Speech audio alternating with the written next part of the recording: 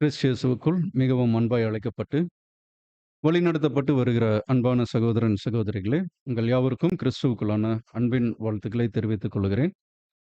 இந்த ஒரு நாளில் நாம் தேவனுடைய சமூகத்தில் ஒன்று கூடவும், அவருடைய பரிசுத்தமான வசனத்தை தியானிக்கவும், இந்த ஒரு நாளில் நமக்கு அவர் செய்திட்ட ஒரு நல்லதொரு பாக்கியத்திற்காக நாம் அவருக்கு நன்றியும், ஸ்தோத்திரங்களும் ஏறெடுத்துக் கொண்டு, இன்றைய நாளுக்குரிய பாடத்திற்குள்ளாக நாம் கடந்து செல்வோம். அன்பான சகோதரன், சகோதரிகளே, இன்றைக்கு நம்ம ஒரு சின்ன ஒரு சரித்திரம் என்ன பண்ணலாம்னா படிக்கலாம். அந்த சரித்திரத்திற்குள் இருக்கக்கூடிய அந்த நிழலும் பொருளும்னான ஒரு பகுதியைத்தான் நாம் இன்னைக்கு பார்க்க போகிறோம். அப்படி இருக்கும்போது, இது யாரை குறித்ததான ஒரு சரித்திரம் அப்படின்னு பார்க்கும்போது, ஒரு எஸ்தர் புத்தகத்தில் இருக்கக்கூடிய அந்த எஸ்தர் அப்படிங்கிற ஒரு ஸ்திரீயை குறித்ததான ஒரு சரித்திரம். அவங்கள மட்டும் இல்ல, அவங்கள சுற்றிலும் இருக்கக்கூடிய கேரக்டர்ஸ் எப்படி நமக்கு ஒரு பாடமாக இருக்கு அப்படிங்கிறத நம்ம பார்க்கிறோம். குறைஞ்சது ஒரு 10 அதிகாரம் நாம் என்ன பண்ண வேண்டியது இருக்குன்னா, அது படிக்க வேண்டியதாக இருக்கிறது. அதில் நாம் என்ன பண்ணலாம் அப்படின்னா, முதல்ல இருந்து வரலாம். எஸ்தர் புஸ்தகம் 1வது அதிகாரம் 1லிருந்து 5 வசனம் ஃபர்ஸ்ட். இந்து தேசம் முதல் எத்தியோப்பியா தேசம் வரைக்கும் உள்ள 127 நாடுகளையும் அரசாண்ட அகாஸ்வேருவின் நாட்களிலே சம்பவித்ததாவது, ராஜாவாகிய அகாஸ்வேரு சூசான் அரண்மனையில் இருக்கிற தன் ராஜ்யத்தின் சிங்காசனத்தின் மேல் வீற்றிருந்தார். அவர் தன் ராஜ்யபாரத்தின் 3ஆம் வருஷத்திலே தன்னுடைய பிரபுக்களுக்கும் ஊழியக்காரருக்கும் விருந்து பண்ணினார். அப்பொழுது பெர்ஷியா, மேதியா தேசங்களிலுள்ள மகத்தானவர்களும் நாடுகளின் அதிபதிகளும் பிரபுக்களும் அவன் சமூகத்தில் வந்திருந்தார்கள். அவர் தன் ராஜ்யத்தின் மகிமையான ஐஸ்வர்யத்தையும் தன் மகத்துவத்தின் சிறந்த பிரதாபத்தையும் அநேக நாளாகிய 180 நாளளவும் விளங்க செய்து கொண்டிருந்தார்.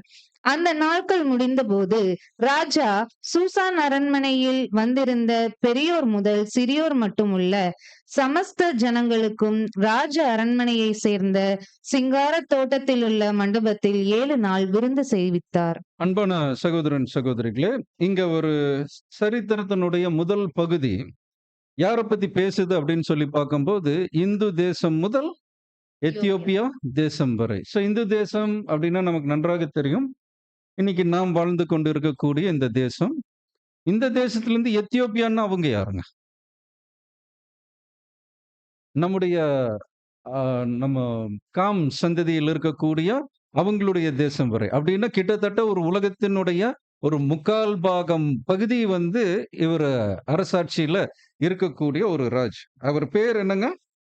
அகஸ்வேரு இல்லைங்களா? அவர் என்ன பண்றார் அப்படின்னா, அவர் தன் ராஜ்யபாரத்தின் 3ஆம் வருஷத்துல, அந்த 3ஆம் வருஷத்துல என்ன பண்றார் அப்படின்னா, தன்னுடைய பிரபுக்களுக்கும் ஊழியக்காரருக்கும் இப்ப என்ன பண்றாருங்க இப்போ? ஒரு விருந்து அங்க உண்டாக்கி, அந்த விருந்து இப்ப என்ன பண்றாருங்க இப்போ? பரிமாறுறாங்க. எவ்வளவு நாள்? எவ்வளவு நாள்? 180 நாள். 180 நாள்னா மாதத்துல எத்தனை நாள் வருங்க? 6 மாசம் வரும் இல்லைங்களா? அப்ப 6 மாசம் ஒருத்தர் விருந்து பண்றாரு அப்படின்னா, அப்ப அந்த விருந்து எப்படி இருந்திருக்கணுங்க? அப்ப 127 நாட்டினுடைய அதிபதிகள் வந்திருக்கணும். அந்த அதிபதிகள் கூடவே யாரும் வந்திருக்கணும் இங்க? ஊழியக்காரர். அந்த ராணிமார்கள் வந்திருக்கணும். அப்புறம் அவங்களுடைய ஊழியக்காரங்க வந்திருக்கணும். அப்ப இப்படி கூட்டம் எப்படி இருந்திருக்கணும் அப்படின்னு பார்த்தோம்னா, 127 நாட்டினுடைய அந்த ஒரு அபிஷியல்ஸ் எங்க வந்து சேர்றாங்கங்க? இது எந்த ராஜ்யபாரத்துலன்னு நம்ம பார்க்கிறோங்க? மேதோ பெர்ஷியா ராஜ்யபாரம் பகுதியில. ஆனா இதே மாதிரி ஒரு சம்பவம் இதற்கு முன்னாடி நடந்துச்சுங்க. அது எப்போ அப்படின்னு பார்க்கும்போது, நேபுகாத்நேச்சார் அந்த பொற்சிலை பண்ணாரு இல்லைங்களா? அப்ப அந்த பொற்சிலை செய்யும்போது அந்த டெடிகேஷன், அதாவது அந்த ஓபன் பண்ற அன்னைக்கு அது வணங்கணும்னு சொல்றாரு பாத்தீங்களா? அந்த டைம் கூட யார் வந்திருந்தாங்க அங்க? இதே அதிபதிகள், அப்புறம் ட்ரெஷர்ஸ், அப்புறம் அந்த நாட்டினுடைய மிக முக்கிய உத்தியோகஸ்தர்கள், இவங்க எல்லாமே அங்க கூடியிருந்தாங்க. அதே போலதான் இப்போ ஒரு விருந்து எங்க நடக்குது அப்படின்னு சொல்லி பார்த்தோம்னா, சூசான் அரண்மனையில் இந்த ஒரு விருந்து நடந்து கொண்டு இருக்கிறத நம்ம பார்க்கிறோம். அது மாத்திரமில்ல, அந்த 180 நாள் முடிந்த பின்பு இப்போ என்ன பண்றார் அப்படின்னா ஒரு 7 நாள் ஒரு விருந்து செய்யறார். 180 நாளே ஒரு விருந்து தான், ஒரு மாபெரும் விஷயம் தான். அப்ப இது 7 நாள், அப்ப இந்த 7 நாள் இன்னொரு பகுதியை நம்ம பார்க்கிறோம். அப்புறம் அடுத்தது நம்ம எங்க வரோம் அப்படின்னு பார்க்கும்போது இந்த 7 நாளுக்கு பிற்பாடு 10வது வசனம், அப்புறம் அதிலிருந்து 12 வரைக்கும், 10லிருந்து 12. 7ஆம் நாளிலே ராஜா திராட்சரசத்தினால் களிப்பாய் இருக்கும்போது மகா ரூபவதியாயிருந்த ராஜஸ்திரீயாகிய வஸ்தியின் சௌந்தரியத்தை ஜனங்களுக்கும் பிரபுக்களுக்கும் காண்பிக்கும்படி ராஜகிரீடம் தரிப்பிக்கப்பட்டவளாக அவளை ராஜாவுக்கு முன்பாக அழைத்து வர வேண்டும் என்று ராஜாவாகிய அகாஸ்வேருவின் சமூகத்தில் சேவிக்கிற மெகுமான், பிஸ்தா, அர்போனா, பிக்தா, அபக்தா, சேத்தார், கர்காஸ் என்னும் 7 பிரதானிகளுக்கும் கட்டளையிட்டார். ஆனாலும் பிரதானிகள் மூலமாய் ராஜா சொல்லி அனுப்பின கட்டளைக்கு ராஜஸ்திரீயாகிய வஸ்தி வரமாட்டேன் என்றாள். அப்பொழுது ராஜா கடும் கோபம் அடைந்து தனக்குள்ளே மூர்க்க வெறி கொண்டார். ஓகே, இப்ப இங்க விஷயம் என்ன நடக்குது அப்படின்னு பார்க்கும்போது முதல்ல ராஜாவை பத்தி பார்த்தோம். அந்த ராஜாவினுடைய மனைவி, இப்ப இவங்க யார் அப்படின்னா ராஜஸ்திரீ. இவங்க கூட ஒரு விருந்து பண்றாங்க. அது 9வது வசனத்துல பார்த்தா நமக்கு தெரியும். ராஜஸ்திரீயாகிய வஸ்தியும் ராஜாவாகிய அகஸ்வேருவின் அரண்மனையிலே ஸ்திரீகளுக்கு ஒரு விருந்து செய்தார். சோ இந்த ஸ்திரீகள் யாருங்க? இவங்க யாரு அப்படின்னா இந்த 127 நாடுகள்ல இருந்து வந்தாங்க பாருங்க. அவங்களுடைய மனைவிமார்களுக்கு இவங்க என்ன பண்றாங்க? தனியா ஒரு விருந்து பண்ணி செய்யறாங்க. அப்போ நன்றாக கவனிக்கணும் அன்பானவர்களே. இப்போ சகோதரர்கள் எல்லாம் மன்னிக்கணும், ஆண்கள் எல்லாம் ஒரு பக்கம் இருக்கிறாங்க. அப்புறம் ஸ்திரீகள் எல்லாம் என்ன பண்றாங்க? இவங்க ஒரு பக்கம் அந்த விருந்து செய்து கொண்டு இருக்கும்போது, இப்ப ராஜா என்ன நினைக்கிறார் அப்படின்னு பார்த்தோம்னா, நம்ம ராணி வஸ்தி என்ன பண்ணலாமே இப்போ? இந்த 127 நாட்டில் வந்திருக்கக்கூடிய அந்த அதிபதிகளுக்கு முன்பாக நாம் அவரை அறிமுகப்படுத்தலாம் அப்படின்னு நினைச்சா, அந்த அம்மா என்ன பண்ணிட்டாங்க அங்க? வரமாட்டேன்னு தனிமையில சொல்லியிருப்பாங்களா? இல்ல அந்த கூட்டத்துல சொல்லியிருக்கலாம். இதுதான் விஷயம். இப்ப ஏன் இது சென்சிட்டிவான விஷயமா மாறுச்சுன்னா, ஸ்திரீகள் எல்லாம் அங்க இருக்கிறாங்க பாருங்க. இந்த ஸ்திரீகள் எல்லாம் யார் அப்படின்னா, ஏற்கனவே இந்த 127 நாட்டில் இருந்து வந்த அவங்களுடைய மனைவிமார்களுக்கு இவங்க ஒரு விருந்து செஞ்சுட்டு இருக்கும்போது, அந்த கூட்டத்தின் நடுவுல வந்து இப்படி ஒரு செய்தி, ராஜா உங்களை அழைப்பிக்கிறாரு, இந்த மாதிரி உங்களை இன்ட்ரோடியூஸ் பண்ணணும் அப்படின்னு சொன்னா, இவங்க அத்தனை பேர் முன்னாடி இவங்க என்ன பண்ணிட்டாங்கங்க? நெக்லெக்ட் பண்ணும்போது இந்த செய்தி இப்ப யாருக்கு வருதுங்க? இப்போ அகஸ்வேருக்கு வரும்போது அவருடைய மனசு இங்க என்ன ஆகுது அப்படின்னு பார்க்கும்போது, அப்பொழுது ராஜா கடும் கோபம் அடைந்து தனக்குள்ளே இப்ப என்ன ஆகுறாரு? இங்க மூர்க்க வெறி கொண்டு. ஆமாம் அன்பான சகோதரன் சகோதரிகளே, இப்ப என்ன நடக்குது அப்படின்னு சொல்லி பார்த்தோம்னா, வஸ்தியினுடைய கீழ்ப்படியாமை, அங்க ராஜாவுக்கு ஒரு கோபம் அங்க உருவாகிறத நம்ம பார்க்கிறோம். இப்போ இந்த சம்பவம் நடந்ததுக்கு அப்புறம் இப்ப எப்படி இருந்திருக்கும் அந்த இடம்? ராஜாவுக்கு பயங்கரமான கோபம். ராஜா கூட இருக்கக்கூடிய 7 பிரதானிகள், அவங்களுக்கும் அவமானம். ஏன்னா அவங்களுடைய மனைவியும் எங்க இருக்கிறாங்க? வஸ்தி கூட இருக்கிறாங்க.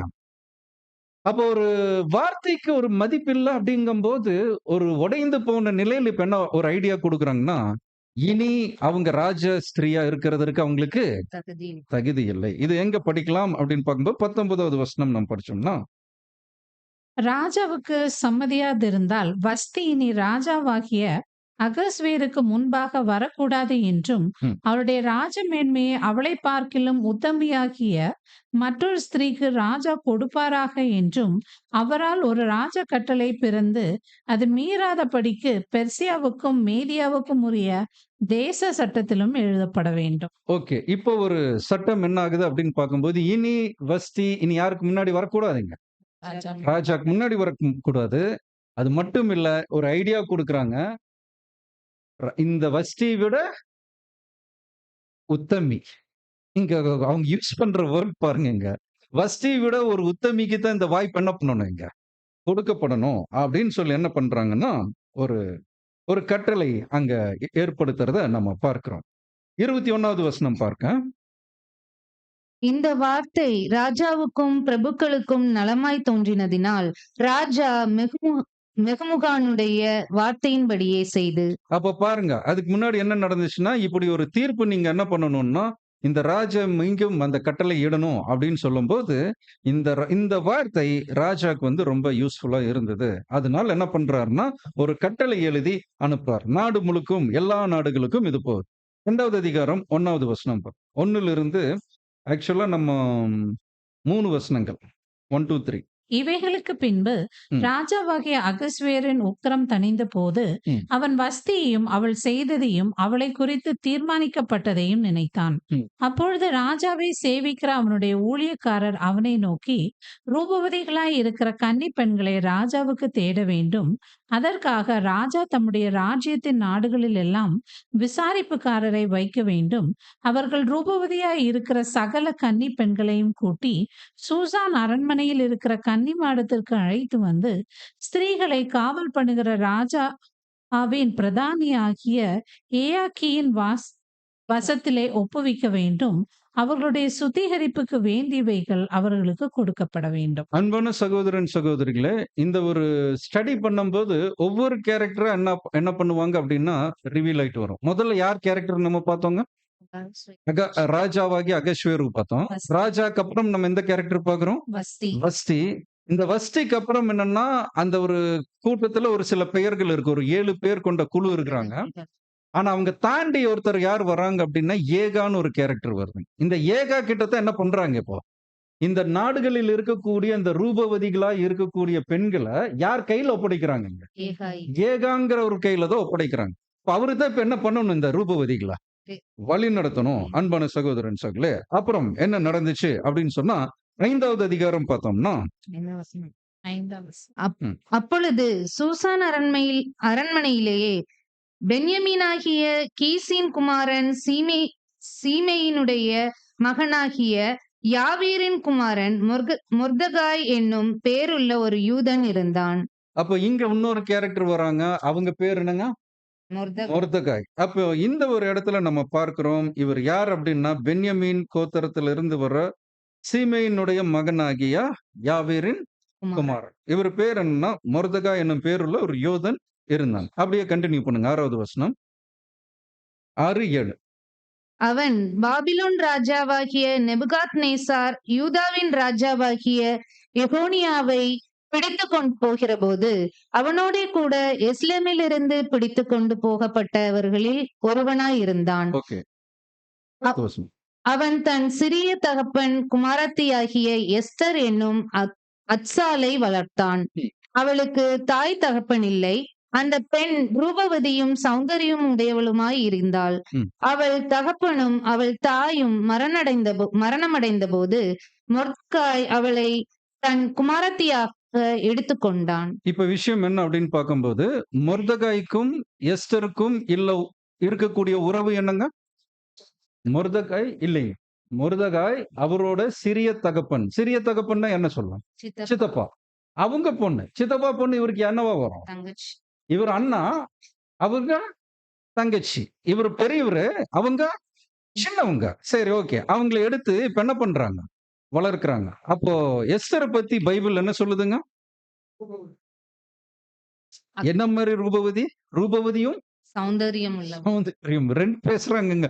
அது ரூபவதி கூட தெரியும். சௌந்தரியம்னு எப்படி சொல்லலாம்? செல்வம் இங்க வரல. இங்க ரூபவதினாலே லட்சணம் தானங்க.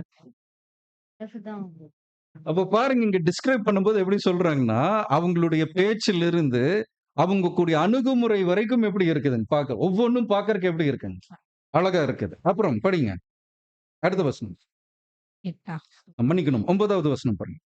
அந்த பெண் அவன் பார்வைக்கு நன்றாய் இருந்ததினால் அவளுக்கு அவன் கண்களிலே தயை கிடைத்தது. விஷயம் என்ன தெரியுங்களா? இந்த எஸ்தர் யார்கிட்ட போறாங்க இப்போ? ஏற்கனவே ஒரு கேரக்டர் நம்ம பார்த்தோம் இல்லைங்களா? ஏகான்னு ஒரு கேரக்டர். அந்த ஒரு கேரக்டர் கிட்ட போகும்போது அந்த பெண் அவன் பார்வைக்கு நன்றாய் இருந்ததினால் அவளுக்கு அவன் கண்களில் தயை கிடைத்தது. அப்புறம் படிங்க. ஆகையால் அவளுடைய சுத்திகரிப்புக்கு வேண்டியவைகளையும் அவளுக்கு தேவையான மற்றவைகளையும் அவளுக்கு கொடுக்கவும் ராஜா அரண்மனையில் இருக்கிற 7 தாதிமார்களை அவளுக்கு நியமிக்கவும் ஜாக்கிரதைப்பட்டு கன்னிமாடத்தில் சிறந்த ஒரு இடத்திலே அவளையும் அவள் தாதிமார்களையும் வைத்தான். இந்த ஏகா என்ன பண்றாரு பாருங்க. எஸ்தருக்கு எத்தனை வேலைக்காரங்க கொடுத்திருக்காங்க? 7. 7 தாதிமார்கள். அப்பாயின்ட்மெண்ட் பண்ணது மட்டும் இல்ல, கன்னிமாடத்துல எந்த இடத்துல வச்சிருக்காங்க? சிறந்த இடத்துல. சிறந்த இடம்னு எப்படி சொல்லலாங்க? ஸ்பெஷல். Special place. சிறந்த இடம் இங்கிலீஷ்ல பெஸ்ட் பிளேஸ் தான். இல்லன்னு சொல்லல. ஆனா அது இன்னும் கொஞ்சம் விரிவா சொல்லணும்னா எப்படி சொல்லலாம்? அது இருக்கறதுல எல்லா வசதிகளும் முக்கியமான அல்லது எல்லா வசதிகள் அடங்கிய ஒரு இடம். எளிமையா என்ன பண்ணலாம்? ஏகா எப்ப நினைச்சாலும் அவங்கள இம்மீடியட்டா கான்டாக்ட் பண்ணக்கூடிய ஒரு இடத்துல என்ன பண்ணிருக்கணும் அப்படின்னா, ஏகாவுக்கும் எஸ்ஸருக்கும் என்ன இல்ல அங்க? கிடையாது. தூரம் கிடையாது. இப்ப கன்னிமாடம் அப்படின்னு எடுத்துட்டோம்னா, இப்ப 127 ரூம்ஸ்ன்னு வச்சுக்கோங்களேன். இப்ப 127 ரூமுக்கும் ஏகாவனுடைய ரூமுக்கும் டிஸ்டன்ஸ் வச்சோம்னா எப்படி வைக்கலாம்? இப்ப 127வது நம்பர் ரூமுக்கும் இங்க ஏகா இருக்கக்கூடிய ரூமுக்கும் ஒரு டிஸ்டன்ஸ் போட்டோம்னா எவ்வளவு போடலாம்? அப்போ எஸ்தர் எங்க வச்சிருக்கணும் அவர? அருகாமையில தான். அவருக்கு ரொம்ப கம்ஃபர்டபுளான ஒரு ஜோன்ல அங்க வச்சிருக்கணும். அப்புறம் படிங்க அடுத்த வசனம். எஸ்தரோவென்றால் தன் குலத்தையும் தன் பூர்வத்தாரையும் அறிவிக்காதிருந்தால் மொர்தெகாய் அதை தெரிவிக்க வேண்டாம் என்று அவளுக்கு கற்பித்திருந்தான். ஒரு விஷயம் பாருங்க. அண்ணா என்ன சொல்லியிருக்காருங்க? அண்ணன் சொன்ன வார்த்தைய தங்கச்சி இப்ப என்ன பண்றாங்க? அப்படியே ஃபாலோ பண்றாங்க. தயவு செஞ்சு உன்னை யாரும் என்ன பண்ணிட வேண்டாம். ஏன் சொல்ல வேண்டாம்? யூதர்கள்னாலே அப்ப என்ன இருக்குங்க? பிரச்சனை. அந்த நாட்டில் இருக்கக்கூடிய ஜனங்களுக்கு. மேதோ பெர்ஷியா எந்த ராஜ்யம்ங்க? பெர்ஷியா எந்த ராஜ்யம்? பெர்ஷியா சொல்றோம் இல்லைங்களா? பெர்ஷியா இப்ப நம்ம எந்த ராஜ்யத்துக்கு ஒப்பிட்டு சொல்லலாம்? ஈரான். ஈரானுக்கு யூதர்களை பிடிக்குமா? அப்போ இப்பவே பிடிக்கலன்னா அப்ப அப்பவும் என்ன இல்ல? அப்ப இருந்தே பிடிக்கிறது இல்ல. இதுதான் நம்ம ஒரு ஹிஸ்டரி நம்ம பார்க்கிறோம். அப்புறம் படிங்க அடுத்த வசனம். எஸ்தருடைய சுக செய்தியையும் அவளுக்கு நடக்கும் காரியத்தையும் அறிய மொர்தெகாய் நாடோறும் கன்னிமாடத்து முற்றத்துக்கு முன்பாக உலாவுனான். இந்த கேரக்டர் பாருங்க. மொர்தெகாயோட குணம் பாருங்க. தங்கச்சி அந்த ஒரு மாடத்துல எப்படி இருக்கிறாங்கன்னு தெரிஞ்சுக்கிறதுக்காக டெய்லி என்ன பண்றதாங்க? ஒரு வாக் பண்ற மாதிரி, ஒரு வேலை செய்யற மாதிரி அந்த வாக் பண்ணிட்டு அப்படியே அவங்களுடைய சுக செய்தி அனுப்பணிக்கிறது அப்படியே தெரிஞ்சு கொள்றது. இந்த ஒரு குணம் அவருக்குள்ள இருக்கிறத நம்ம பார்க்கிறோம். 12வது வசனம் பாருங்க. ஒவ்வொரு பெண்ணும் 6 மாதம் வெள்ளை போல தைலத்தினாலும் 6 மாதம் சுகந்த வர்க்கங்களினாலும் ஸ்திரீகளுக்குரிய மற்ற சுத்திகரிப்புகளினாலும் ஜோடிக்கப்படுகிற நாட்கள் நிறைவேறி இவ்விதமாய் ஸ்திரீகளின் முறைமைப்படி 12 மாதமாக செய்யப்பட்டு தீர்த்த பின்பு ராஜாவாகிய அகஸ்வேருவினிடத்தில் பிரவேசிக்க அவளுடைய முறை வருகிற போது. அப்போ ஒவ்வொரு பொண்ணுக்கும் ரெடி ஆகிறதுக்கு எவ்வளவு காலப்பகுதிங்க? 12 months. ஒரு வருஷம். இந்த ஒரு வருஷத்துல அவங்க வெள்ளை போலத்தினும் 6 மாதம் சுகந்த வர்க்கத்திலையும் அவங்க என்ன பண்ணணும்? சுத்திகரிப்பின் வேலைக்குள்ளார அவங்க இருக்கு. அப்ப இது எப்படி? இது நம்ம பின்னாடி பார்க்கலாம். 13வது வசனம். இப்படி ஜோடிக்கப்பட்ட பெண் ராஜாவினிடத்தில் பிரவேசிப்பாள். கன்னிமாடத்திலிருந்து தன்னுடனே கூட ராஜ அரண்மனைக்கு போக அவள் தனக்கு வேண்டும் என்று கேட்பவையெல்லாம் அவளுக்கு கொடுக்கப்படும். அடுத்தது அப்படியே கண்டினியூ பண்ணு. சாயங்காலத்திலே அவள் உள்ளே பிரவேசித்து காலமே அபிமான ஸ்திரீகளை காவல் பண்ணுகிற ராஜாவின் பிரதானியாகிய சாஸ்காசுடைய விசாரிப்புக்குள் இருக்கிற ஸ்திரீகளின் 2ஆம் மாடத்துக்கு திரும்பி வருவாள். ராஜா தன்னை விரும்பி பேர் சொல்லி அழைப்பித்தலொழிய அவள் ஒருபோதும் ராஜாவினிடத்தில் பிரவேசிக்க கூடாது. ஓகே. இப்போ ஒரு சம்பவம் என்ன அப்படின்னு பார்க்கும்போது, இந்த ஸ்திரீகள் ஒவ்வொரு கட்டம் இருக்குது. அதாவது ஃபர்ஸ்ட் ஸ்டேஜ், செகண்ட் ஸ்டேஜ் இவங்க என்ன பண்ணணுங்க? கடந்து போகணும். அப்படி கடந்து போனா மட்டும்தான் அந்த ஸ்திரீகள் என்ன ஆவாங்க? அங்க ஃபைனல் ஸ்டேஜ் வரைக்கும் வருவாங்க. இது எங்காச்சும் பார்த்திருக்கீங்களா? இந்த இந்த இந்த இந்த இன்சிடென்ட்ஸ் எங்காச்சும் நம்ம பார்க்கிறோமா? ஃபர்ஸ்ட் ரவுண்ட் அவங்க பாஸ் பண்ணி, செகண்ட் ரவுண்ட் பாஸ் பண்ணி, அப்புறம் ஃபைனலா வந்து அவங்கள யார செலக்ட் பண்ணுவாங்க அப்படின்னு பார்த்தோம்னா, ஒரு உலக அழகிய என்ன பண்ணுவாங்க? செலக்ட் பண்ணுவாங்க. அதே போல தான் இங்க ராஜா அவருக்கென்று இருக்கக்கூடிய அந்த ராஜஸ்திரி அவரு செலக்ட் பண்றக்கு ஒவ்வொரு ஸ்டேஜஸ் அங்க இருக்கிறத நம்ம கவனிக்கிறோம். அப்ப கன்னி மாடம் ஒரு மாடத்துல இருந்து அவங்க இப்ப என்ன பண்ணணும் இப்போ? இன்னொரு இடத்திற்கு அவங்க ஷிஃப்ட் பண்ற முறை கூட அங்க இருந்ததாக நம்ம பார்க்கிறோம். 16வது வசனம். அப்படியே எஸ்தர் ராஜாவாகிய அகஸ்வேரோ அரசாளுகிற 7ஆம் வருஷம் தேபேத் மாதமாகிய 10ஆம் மாதத்திலே ராஜாவினிடத்தில் அரண்மனைக்கு அழைத்து கொண்டு போகப்பட்டாள். ம். ராஜா ஓகே. இப்போ விஷயம் என்ன அப்படின்னு பார்க்கும்போது, எஸ்டர் எப்போ போறாங்க? இதுதான் ரொம்ப முக்கியம். ராஜாவாகிய அகஸ்வேரு அரசாளுகிற 7ஆம் வருஷம் தேபேத் மாதமாகிய 10ஆம் நாள். அப்போ ஒரு வருஷம் குறிப்பிடுறாங்க. அந்த வருஷத்தினுடைய எத்தனாவது பகுதியில அந்த அந்த எஸ்தர் வந்து உள்ள போறாங்க அங்க? ஆல்மோஸ்ட் ஒரு வருஷத்தினுடைய முடிவின் பகுதி. இன்னும் 2 மாசம் முடிஞ்சிருச்சுன்னு என்ன ஆயிடுங்க அங்க? அந்த ஒரு வருடம் முடிஞ்சு போயிடும். அப்போ அந்த வருடத்தினுடைய கடைசி பகுதியில தான் அந்த எஸ்தர் என்ன ஆகுறாங்க அங்க? அந்த ஒரு ராஜாவினிடம் அவங்க போறத நம்ம பார்க்கிறோம். இதற்கு ரொம்ப முக்கியமான வசனம் 15ல இருக்கு பார்க்கும்போது, படிங்க. மொர்தகாய் தனக்கு குமாரத்தியாய் ஏற்றுக்கொண்டவளும் ம். அவள் சிறிய தகப்பனாகிய அபியா ஏலின் குமாரத்தியுமான எஸ்தர் ராஜாவினிடத்தில் பிரவேசிக்கிறதுக்கு முறை வந்தபோது அவள் ஸ்திரீகளை காவல் பண்ணுகிற ராஜாவின் பிரதானியாகிய ஏகாய் நியமித்த காரியமே அல்லாமல் வேறொன்றும் கேட்கவில்லை. எஸ்தருக்கு ம். தன்னை காண்கிற எல்லார் கண்களிலும் தயை கிடைத்தது. இந்த பாயிண்ட் நம்ம அண்டர்லைன் பண்ணி வைக்கணும். என்ன விஷயம் அப்படின்னா, ராஜா பிரதானியாதிய ஏகாய் நியமித்த காரியமே அல்லாமல் வேறொன்றையும் அவங்க என்ன பண்ணலைங்க? செய்யல. கேட்கவில்லை. இது ஏன் கேட்கல அப்படிங்கறத நம்ம பின்னாடி நம்ம பார்க்க போகிறோம். சோ அப்படி இருக்கும்போது அன்பான சகோதரன் சகோதரிகளே, இப்போ இவங்க ஒவ்வொரு ஸ்டேஜா கடந்து வந்ததுக்கு அப்புறம் 17வது வசனம் நமக்கு என்ன சொல்லுதுன்னு பாருங்க. ராஜா ராஜா சகல ஸ்திரீகளை பார்க்கிலும் எஸ்தர் மேல் அன்பு வைத்தார். ம். சகல கன்னிகளை பார்க்கிலும் அவளுக்கு அவன் சமூகத்தில் அதிக தயையும் ம். பட்சமும் கிடைத்தது. ஓகே.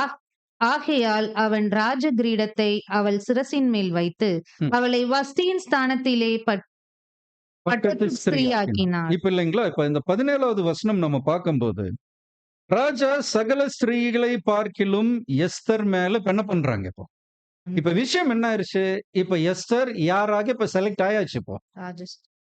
ராஜஸ்திரீக்கு அவங்க தகுதி ஆயாச்சு. ஏன்னா ராஜாவினுடைய மனசுல இவங்க என்ன பண்ணிட்டாங்க இப்போ?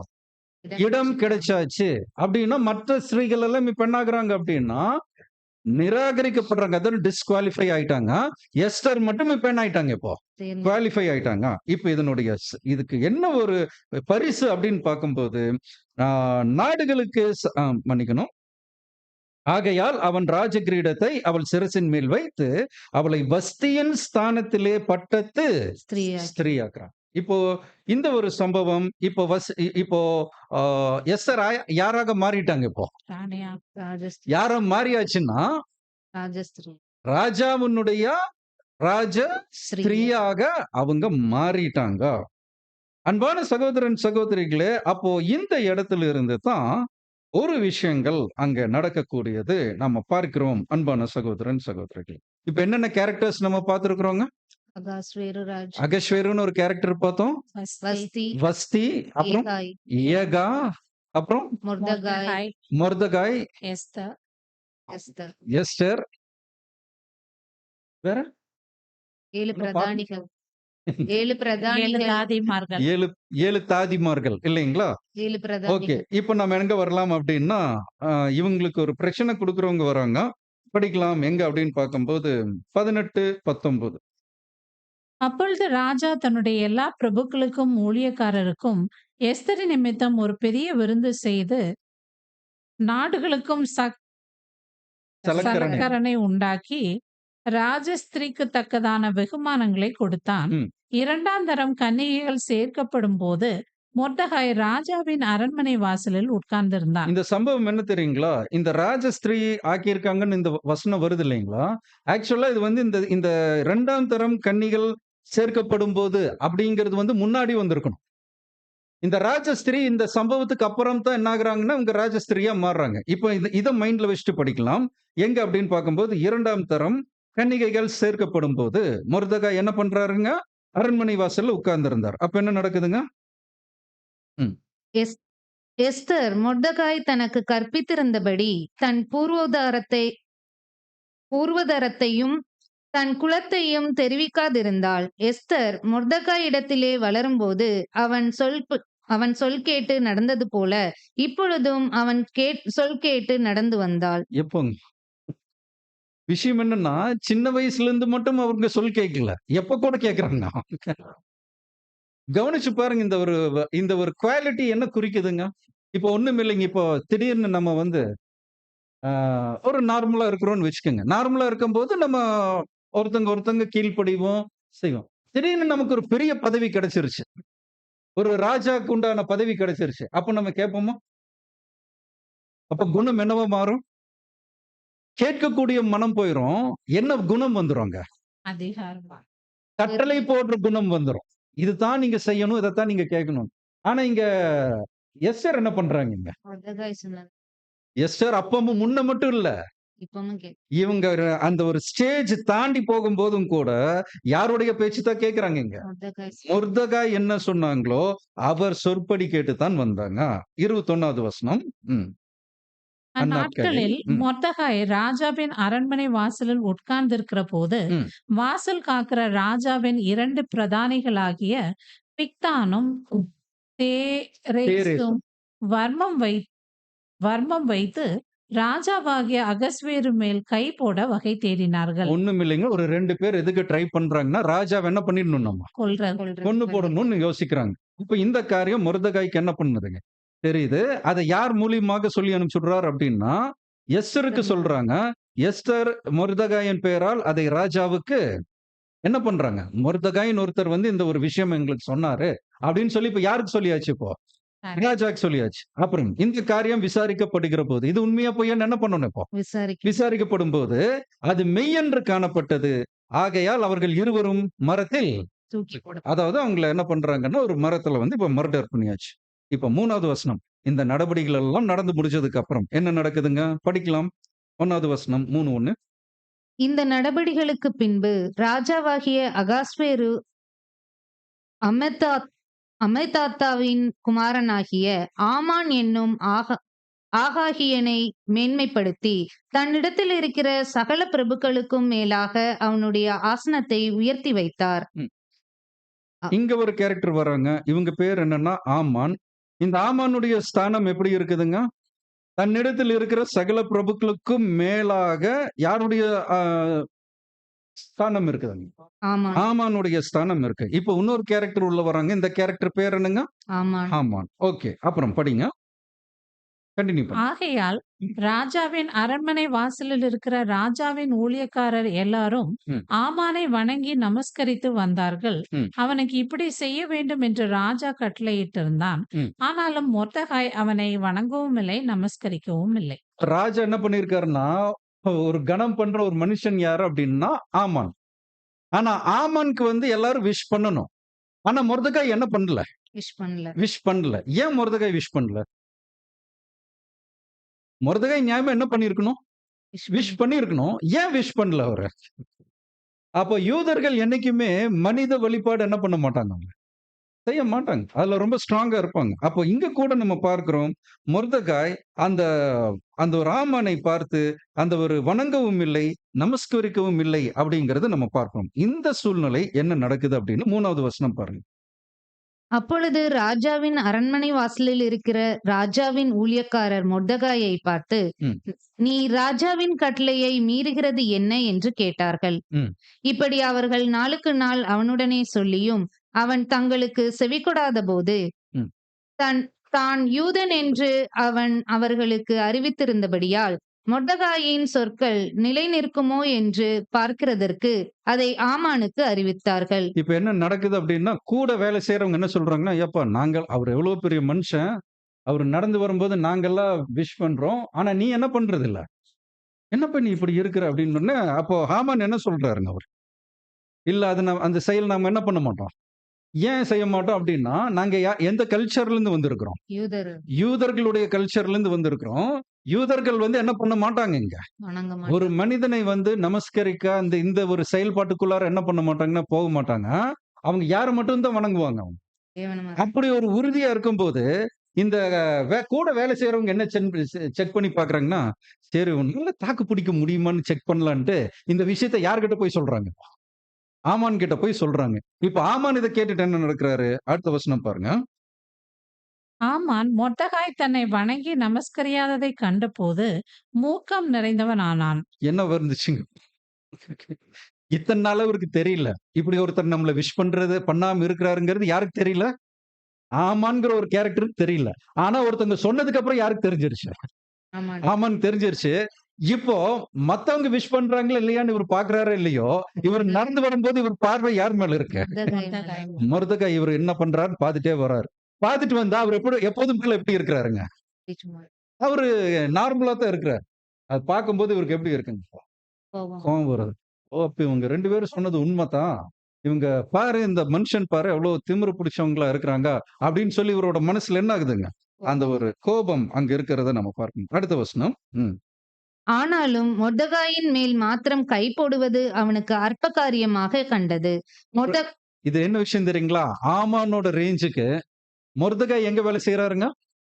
அரண்மனை வாசல்ல வேலை செய்றாரு. ஒரு வாட்ச்மேன் வச்சுக்கலாங்களா? அந்த ரேஞ்சில இருக்கக்கூடியவரு. இவர் எந்த ஸ்தானத்துல இருக்காருங்க? உயர்ந்த ஸ்தானம். ராஜாக்கு அடுத்த ஸ்தானத்துல இருக்கிறாரு. அவர் என்ன நினைக்கிறாருன்னா, போய் இந்த ஒரு விஷயத்துக்காக இவன புடிச்சு நாம கேள்வி கேட்டு, பிரச்சனை பண்ணோம்னா, யார் மனம் போயிரும்? அவர் ஆமா. அதனால தான் அவர் என்ன நினைக்கிறாருன்னா, மொர்தெகாயின் மேல் மாத்திரம் கை போடுவது அவனுக்கு அற்ப அற்ப காரியம். காரியமா பட்டுச்சு. இவங்க கூட எல்லாம் நம்ம சரிக்கு சரி பேசணுமா? அப்புறம் படிங்க. மொர்தெகாயின் ஜனங்கள் இன்னாரென்று ஆமானுக்கு அறிவிக்கப்பட்டிருந்தபடியால், ம். அகாஸ்வேருவின் ராஜ்யமெங்கும் இருக்கிற மொர்தெகாயின் ஜனமாகிய யூதரை எல்லாம் சங்கரிக்க அவன் வகை தேடினான். இப்ப கோபம் யார் மேல வந்துருச்சுங்க இப்போ? யூதர் ஜனங்கள் மேல். இப்போ இந்த குவாலிட்டி நமக்குள்ளார கூட இருக்குங்க. இப்ப பிரச்சனை என்னன்னா, அப்பாவுக்கும் அந்த குடும்ப தலைவருக்கும், இங்க இருக்கிற குடும்ப தலைவருக்கும் தான் இருக்கும். ஆனா சண்டை போடும்போது யாரையெல்லாம் சேர்த்து திட்டுவாங்க அவங்க. அப்போ இங்க கவனிச்சு பார்க்கும்போது, ஆமானோட பிரச்சனை என்ன அப்படின்னு பார்க்கும்போது, மொர்தெகாய் மட்டும் தான். ஏன்னா மொர்தெகாய் தான் என்ன பண்ணலீங்க அங்க. வணங்கல, நமஸ்கரிக்கல.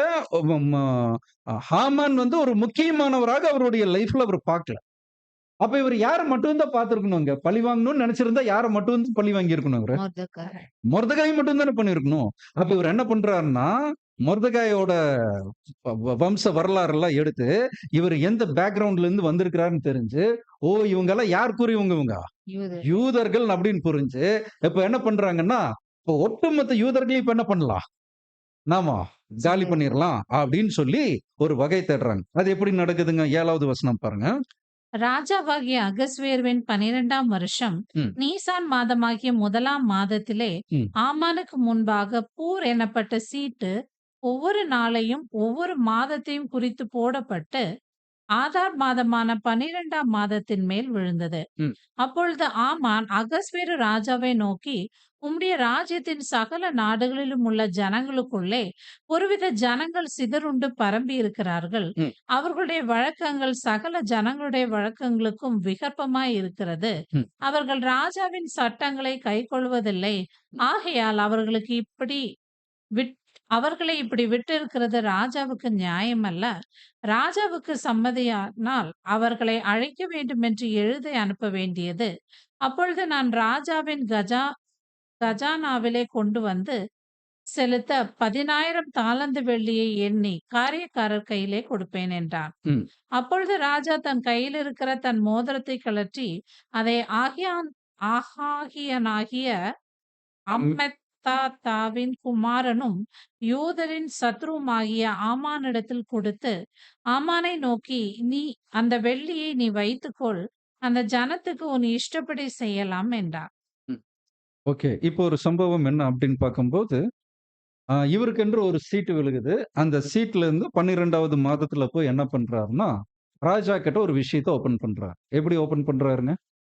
நம்ம நாட்டுல ஒரு விதமான ஜனங்கள் பரம்பி இருக்கிறாங்க. அது என்னங்க ஒரு விதமான ஜனங்கள் அப்படின்னா, இவங்க மத்த ஜனங்கள் மாதிரி யாரும் இல்லைங்க. யூதர்கள். நார்மலானவங்க கிடையாது. நம்ம ஒண்ணு சொன்னோம்னா, அவங்க ஒண்ணு செய்றாங்க. அப்ப இந்த ஜனங்கள் இப்படியே விட்டுட்டோம்னா, நாட்டுக்கும், ராஜாவுக்கும் அது என்னது? கெடுதல் அப்படின்னு சொல்லி, இப்ப அந்த ஜனங்கள என்ன பண்ணணும் நம்ம? சங்கேரி. அழிச்சிரணுங்க. அழிச்சா தான் என்ன ஆகும் அப்படின்னா, மற்ற ஜனங்கள் வந்து இத பார்த்து மாறுவாங்க அப்படின்னு சொன்ன உடனே, இப்ப ராஜா என்ன பண்றாரு? சரி ஆமான்னு சொன்னா, இப்ப இன்னைக்கே பாருங்க, இப்ப சீஃப் மினிஸ்டர் இருக்காருன்னா, சீஃப் மினிஸ்டர் வந்து எல்லா சந்து பந்தெல்லாம் வந்து பார்க்க முடியுமா? எப்படி வேலை செஞ்சிருக்காங்க? இங்க இருக்கிறவங்க என்ன ரிப்போர்ட் அங்க குடுக்குறாங்களோ, அதத்தான் அவங்க என்ன பண்ணுவாங்க? ஆமா. கன்சிடர் பண்ணுவாங்க. அதே போல தான் ஆ அகஸ்வேரு என்ன பண்றாரு அப்படின்னு பார்க்கும்போது, ஆமான்னு சொல்ற விஷயங்கள எடுத்துட்டு, அப்படின்னா என்ன பண்றான்? அந்த முத்திரை மோதிரத்த கழட்டி குடுத்து, நீங்க ஒண்ணு என்ன பண்ணுங்க. உங்க என்ன செய்யணும்னு உங்களுக்கு தோணுதோ, அத நீங்க என்ன பண்ணிடுங்க. செஞ்சுடுங்கன்னு சொல்றாங்க. அப்புறம் என்ன நடக்குது? ம், 12. 12. முதலாம் மாதம் 13ஆம் தேதியிலே ம். ராஜாவின் சம்பிரதிகள் அழைக்கப்பட்டார்கள். ம். ஆமான் கற்பித்தபடியெல்லாம் ராஜாவின் தேசாதிபதிகளுக்கும், ஒவ்வொரு நாட்டின் மேல் வைக்கப்பட்டிருந்த துரைகளுக்கும், ஒவ்வொரு ஜனத்தின் பிரபுக்களுக்கும், அந்தந்த நாட்டில் வழங்கும் அச்சரத்திலும், அந்தந்த ஜாதியார் பேசும் பாஷையிலும் எழுதப்பட்டது. ராஜாவாகிய அகாஸ்வேருவின் பேரால் அது எழுதப்பட்டு, ராஜாவின் மோதிரத்தினால் முத்திரை போடப்பட்டது. விஷயம் என்ன? 127 நாட்டுக்கும் இந்த ஒரு செய்தி போகுது. நமக்கு நல்லா தெரியுங்க. இது சம்பவம் நடந்து கொண்டிருக்கும்போது எந்த சாம்ராஜ்யம் நடந்துட்டு இருக்குங்க? மேதோ பெர்ஷியா. பெர்ஷியா. அதற்கு முன்பாகவே யூதர்கள் என்ன பண்ணப்பட்டிருக்கிறாங்க? சிதேக்கியா காலத்திலேயே சிதறுண்டு போயிட்டாங்க. எத்தனை நாடுகளுக்கு அவங்க சிதறுண்டு போயிட்டாங்க? யோசிச்சு பாருங்க. மேக்ஸிமம் பூமியில இருக்கக்கூடிய எல்லா பகுதிகளுக்கும் அவங்க சிதறடிச்சு போயாச்சு இப்போ. இங்க இந்த செய்தி ஆமான் கண்டுபிடிக்கிறாரு. இந்த ஜனங்கள், யூத ஜனங்கள் இங்க மட்டும் இல்ல. நான் வாழ்ந்து கொண்டிருக்கிற இந்த தேசத்துல மட்டும் இல்ல. எந்தெந்த தேசத்துல எல்லாம் இவங்க இருக்கிறாங்க. உலகமெங்கும் இருக்கிறாங்கங்கிறத கண்டுபிடிச்சு, ஒவ்வொரு தேசத்துக்கும் ஒவ்வொரு கட்டளை போடுறாருங்க. அந்தந்த பாஷையில இப்ப என்ன ஆகுதுங்க இப்போ? அந்தந்த கட்டளைகள் அங்க போறத நம்ம பார்க்கிறோம். அடுத்த விஷயம் 13வது வசனம் நம்ம பார்க்கும்போது, ஆதார் மாதமான 12ஆம் மாதம் ம், 13ஆம் தேதி ஆகிய ஒரே நாளிலே சிறியோர் பெரியோர் குழந்தைகள் ஸ்திரீகள் ஆகிய சகல யூதரையும் அழைத்துக் கொன்று நிர்மூலமாக்கும் அவர்களை கொள்ளையிடவும் ம். அஞ்சற்காரர் கையிலே ராஜாவின் நாடுகளுக்கெல்லாம் கட்டளை அனுப்பப்பட்டது. ஓகே.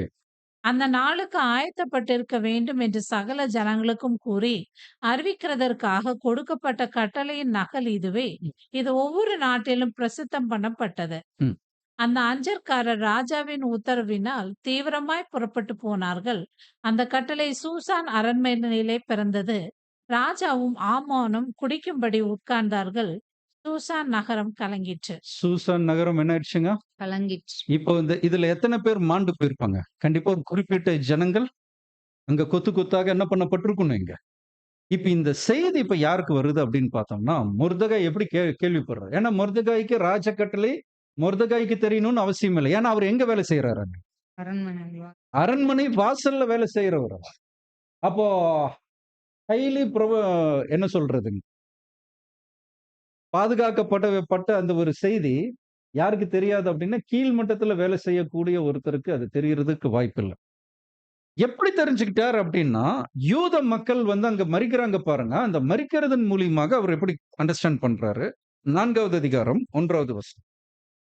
நடந்த யாவற்றையும் மொர்தெகாய் அறிந்தபோது, மொர்தெகாய் தன் வஸ்திரங்களைக் கிழித்து, இரட்டுடுத்தி, சாம்பல் போட்டுக்கொண்டு, நகரத்தின் நடுவே புறப்பட்டுப் போய், துயரமுள்ள மகா சத்தத்துடனே அலறிக்கொண்டு, ராஜாவின் அரண்மனை வாசல் முகப்பு மட்டும் வந்தான். ம். இரட்டுடுத்தினவனாய், ராஜாவின் அரண்மனை வாசலுக்குள் பிரவேசிக்க ஒருவனுக்கும் உத்தரவில்லை. பாருங்க அன்பான சகோதரன், சகோதரிகளே, இப்போ இவருக்கு அந்த செய்தி கேட்ட உடனே என்ன பண்றாரு அப்படின்னு பார்க்கும்போது, தன் வஸ்திரங்கள என்ன பண்றாரு இப்போ? கிழிக்கு கிழிச்சு ரட்டுடுத்திக் கொண்டு நகரத்தின் நடுவே இவர் என்ன பண்றாருன்னா, புறப்பட்டு போய் எப்படி சத்தம் போடுறாருங்க?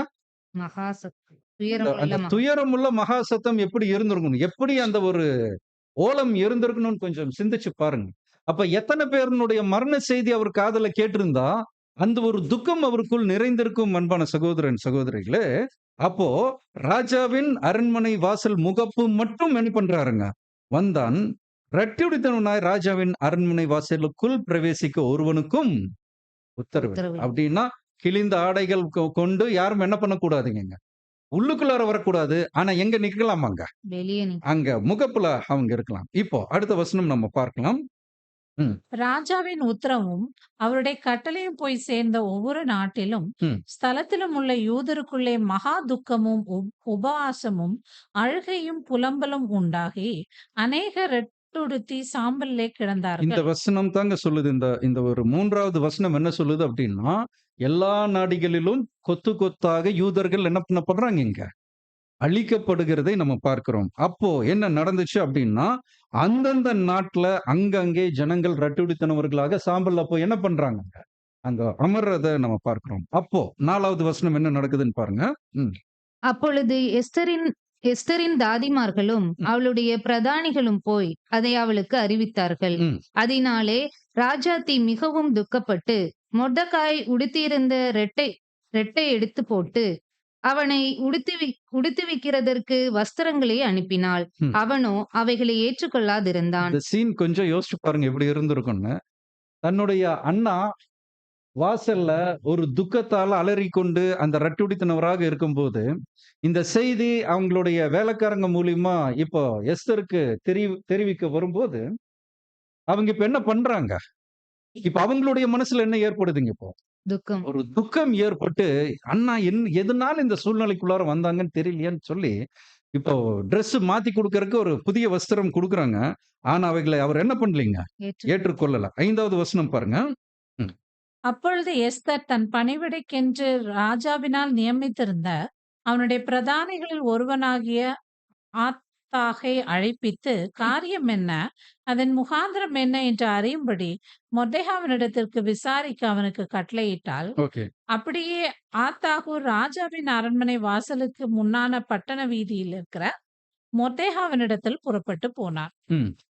அப்பொழுது மொர்தெகாய் தனக்கு சம்பவித்த எல்லாவற்றை பற்றியும் யூதரை அழிக்கும்படி ஆமான் ராஜாவின் கஜானாவுக்கு எண்ணி கொடுப்பேன் என்று சொன்ன பணத்தொகையும் பற்றி அவனுக்கு அறிவித்ததும் அன்றி யூதர்களை அழிக்கும்படி சூசானில் பிறந்த கட்டளையின் நகலையும் அவளிடத்தில் கொடுத்து அதை எஸ்தருக்கு காண்பித்து தெரியப்படுத்தவும் அவள் அகத்தியமாய் ராஜாவினிடத்தில் போய் அவனிடத்தில் தன் ஜனங்களுக்காக விண்ணப்பம் பண்ணவும் மன்றாடவும் வேண்டும் என்று அவளுக்கு சொன்னார். ஓகே. இப்போ ஒரு சம்பவம் என்ன அப்படின்னு பார்த்தோம்னா, மொர்தெகாய் கிட்ட ஒரு என்ன நடந்துச்சுன்னு விசாரிக்கிறாங்க. அப்போ மொர்தெகாய் என்ன பண்றாருங்க? என்னென்ன கட்டளை வெளிப்பட்டுச்சு? ஆமான் என்ன பண்ணாரு? அதுக்கு பணம் எவ்வளவு செலவிடப்பட்டிருக்குது? யூதர்கள் அழிக்கப்படும் இந்த ஒரு கட்டளை வந்தது. இது அத்தனையும் என்ன பண்றார் அப்படின்னு பார்க்கும்போது, அந்த ஒரு பணிப்பெண் கிட்ட குடுத்து, அங்க ஒரு எஸ்தருக்கு அங்க சொல்றார். அது சொல்லும்போது என்ன சொல்றார் அப்படின்னு பார்க்கும்போது, தன் ஜனங்களுக்காக விண்ணப்பம் பண்ணவும் மன்றாடும் வேண்டும் என்று அவளுக்கு சொல்றார். அப்போ எஸ்தரும் என்ன பண்ணக்கூடாதுங்க அங்க? ராஜஸ்திரீ ஆயிட்டாங்க. ராஜஸ்திரீ ஆயிட்டாங்கன்றங்காட்டி அவங்க எப்படி இருந்துட முடியாதுங்க. சுகபோகமா இருந்துட முடியாது. அவங்க என்ன ஸ்தானத்துல இப்ப வரணும் இப்போ? தன் ஜனங்களுக்காக இப்ப போராடக்கூடிய இடத்திற்கு அவங்க வரணும். அடுத்த வசனம் பாருங்க. 10வது வசனம். அப்பொழுது எஸ்தர் அப்பொழுது எஸ்தர் ஆத்தாகினிடத்தில் மொர்தெகாய்க்கு சொல்லி அனுப்பினது, யாராவது அழைக்கப்படாமல் உள்முற்றத்தில் ராஜாவினிடத்தில் பிரவேசித்தால் புருஷரானாலும் ஸ்திரீயானாலும் சரி, அவர்கள் பிழைக்கும்படிக்கு அவர்களுக்கு ராஜா பொற்சங்களை நீட்டினால் ஒழிய மற்றபடி சாக வேண்டும் என்கிற ஒரு தவறாத சட்டம் உண்டு. இந்த ராஜாவின் சகல ஊழியக்காரருக்கும் ராஜாவினுடைய நாடுகளில் உள்ள சகல ஜனங்களுக்கும் தெரியும். நான் இந்த 30 நாளளவும் ராஜாவினிடத்தில் வரவழைப்பிக்கப்படவில்லை என்று சொன்னாள். எஸ்தரின் வார்த்தைகளை மொர்தெகாய்க்கு தெரிவித்தார்கள். மொர்தெகாய் எஸ்தருக்கு திரும்ப சொன்னது, நீ ராஜாவின் அரண்மனையில் இருக்கிறதுனால் மற்ற யூதர் தப்ப கூடாதிருக்க நீ தப்புவாய் என்று உன் மனதிலே நினைவு கொள்ளாதே. நீ இந்த காலத்திலே மௌனமாய் இருந்தால் யூதருக்கு சகாயமும் ரட்சிப்பும் வேறொரு இடத்திலிருந்து எழும்பும். அப்பொழுது நீயும் உன் தகப்பன் குடும்பத்தாரும் அழிவீர்கள். நீங்கள் இப்படிப்பட்ட காலத்துக்கு உதவியாய் இருக்கும்படி உனக்கு ராஜ மேன்மை கிடைத்திருக்கலாமே, யாருக்குத் தெரியும் என்று சொல்லச் சொன்னான். இப்போ ஒரு சம்பவம் என்ன, எஸ்தர் சொல்லி அனுப்புறாங்க. என்ன சொல்றாங்க அப்படின்னா, பாருங்க, ராஜா சொன்னா மட்டும் தான் ராஜஸ்திரியாவே இருந்துட்டாலும் அவர் என்ன பண்ண முடியும், போய் போய் மீட் பண்ண முடியும். ஒருவேளை அப்படி பிரமாணத்தை மீறி போய் மீட் பண்ணிட்டா அங்க என்ன நடக்கும்? அங்க சட்டத்தின்படி கொன்றுவாங்க. அப்படி சொல்லும்போது இங்க மொர்தெகாய் என்ன சொல்றார் அப்படின்னா, ராஜாவின் அரண்மனையில இருக்கிறங்காட்டி நீ மட்டும் தப்பிச்சிருவன்னு என்ன பண்ணாதீங்க. ஏன்னா நீங்களும் யாரு தான்? யூதர் யூதர் தான். உங்கள கண்டுபிடிச்சிட்டாலுமே உங்கள அவங்க என்ன பண்ணிருவாங்க? கொன்னுருவாங்க. அப்ப நீ எப்படி தப்பிக்க முடியும்? அதனால ஒருவேளை இந்த ஒரு சூழ்நிலை வரும்.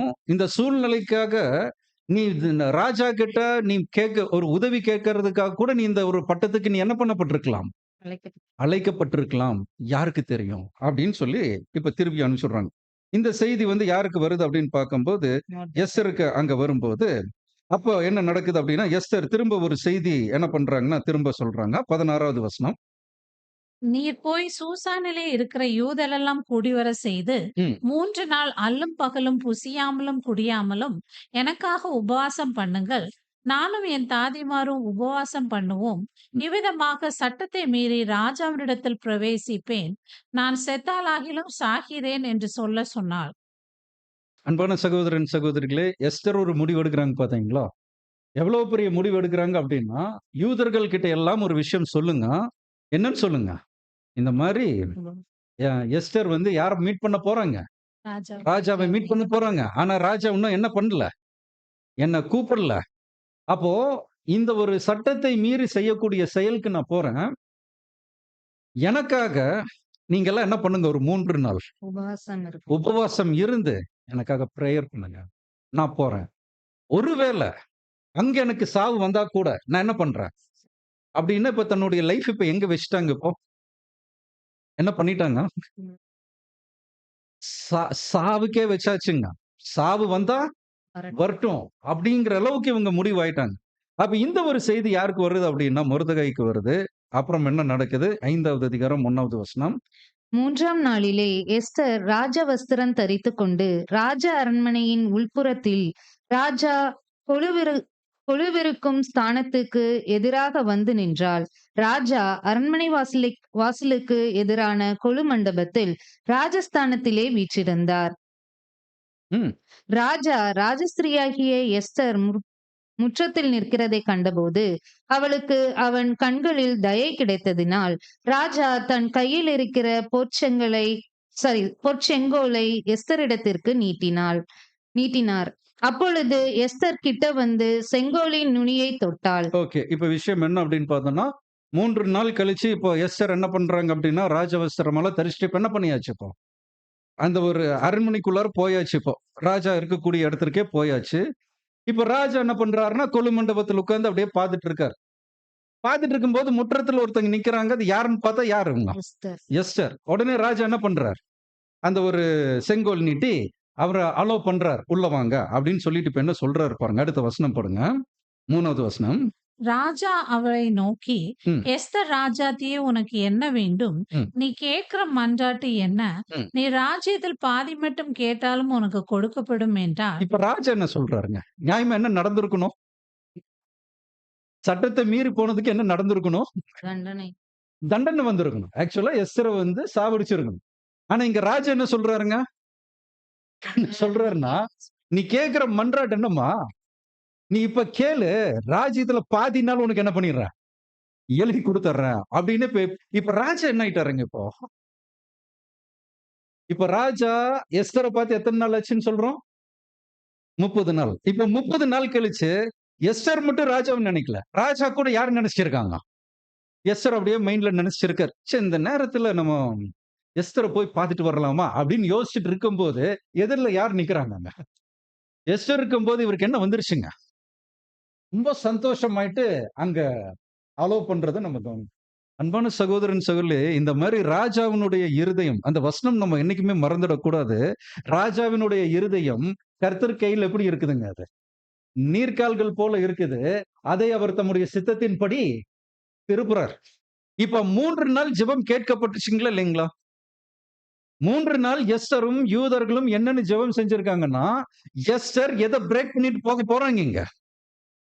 அந்த ச சாஸ்திர சம்பிரதாயப்படி இருக்கக்கூடிய அந்த அந்த ஒரு சட்டத்த மீறி உள்ள போக போறாங்க.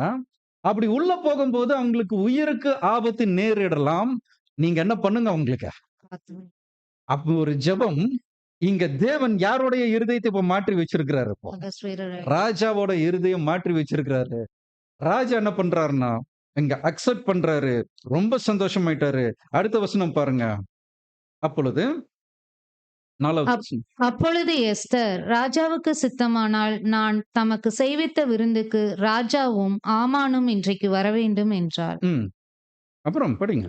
அப்பொழுது ராஜா எஸ்தர் சொற்படி செய்ய ஆமானை தீவிரித்து வரும்படி சொல்லி, ம். எஸ்தர் செய்த விருந்துக்கு ராஜாவும் ஆமானும் வந்தார்கள். ம். விருந்திலே திராட்சை ரசம் பரிமாற்றப்படுகையில் ராஜா எஸ்தரை பார்த்து, உன் வேண்டுதல் என்ன? அது உனக்கு கொடுக்கப்படும். நீ கேட்கிறது என்ன? நீ ராஜ்யத்தில் பாதி மட்டும் கேட்டாலும் கிடைக்கும் என்றார். ம். விருந்திலே திராட்சை ரசம் அதற்கு எஸ்தர் பிரதியுத்தரமாக, ராஜாவின் கண்களில் எனக்கு கிருபை கிடைத்து என் வேண்டுதலை கட்டளையிடவும் என் விண்ணப்பத்தின்படி செய்யவும் ராஜாவுக்கு சித்தமாயிருந்தால் ராஜாவும் ஆமானும் நான் இன்னும் தங்களுக்கு செய்யப்போகிற விருந்துக்கு வரவேண்டும் என்பதே என் வேண்டுதலும் என் விண்ணப்பமுமாய் இருக்கிறது. நாளைக்கு ராஜாவின் சொற்படி செய்வேன் என்றாள். ஓகே. ம். அப்ப இதுவரைக்கும் என்ன நடக்குது அப்படின்னு பார்த்தோம்னா, என்ன வேணும்னு கேட்கும்போது என்ன சொல்றாங்க?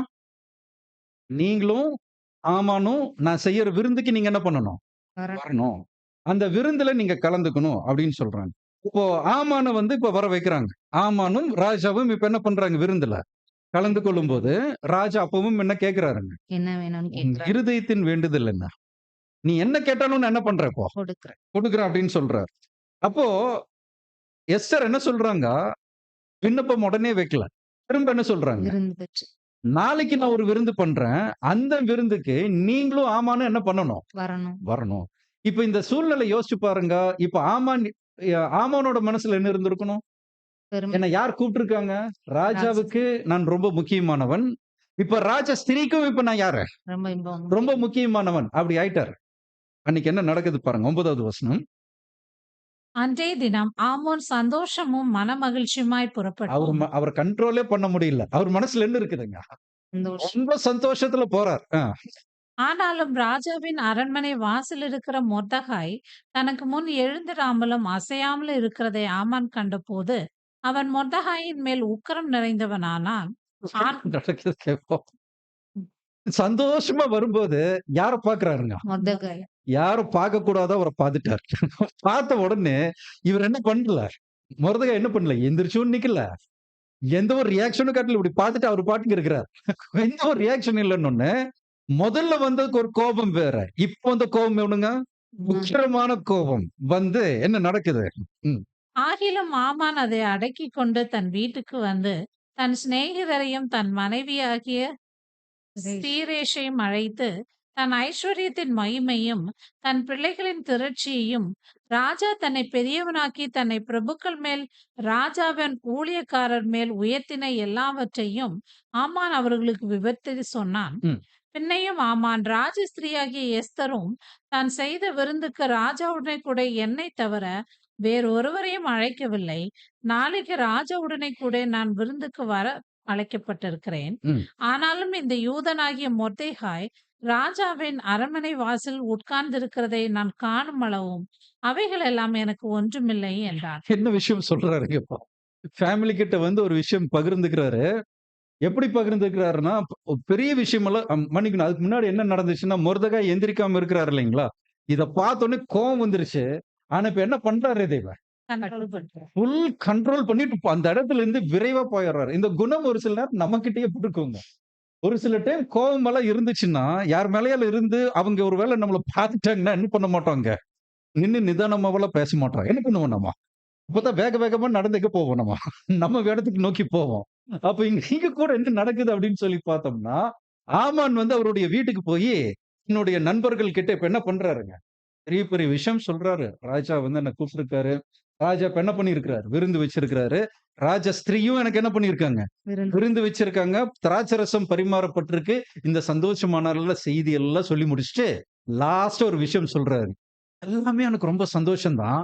ஆனா ஒரு விஷயம் பார்க்கும்போது இந்த சந்தோஷம் எல்லாம் ஒண்ணுமே இல்ல அப்படிங்கிறார். என்ன விஷயங்க? மொர்தெகாய் இந்த எல்மெனிக்கா. மொர்தெகாய பார்த்தா மட்டும் எனக்கு என்ன ஆகுறது இல்ல.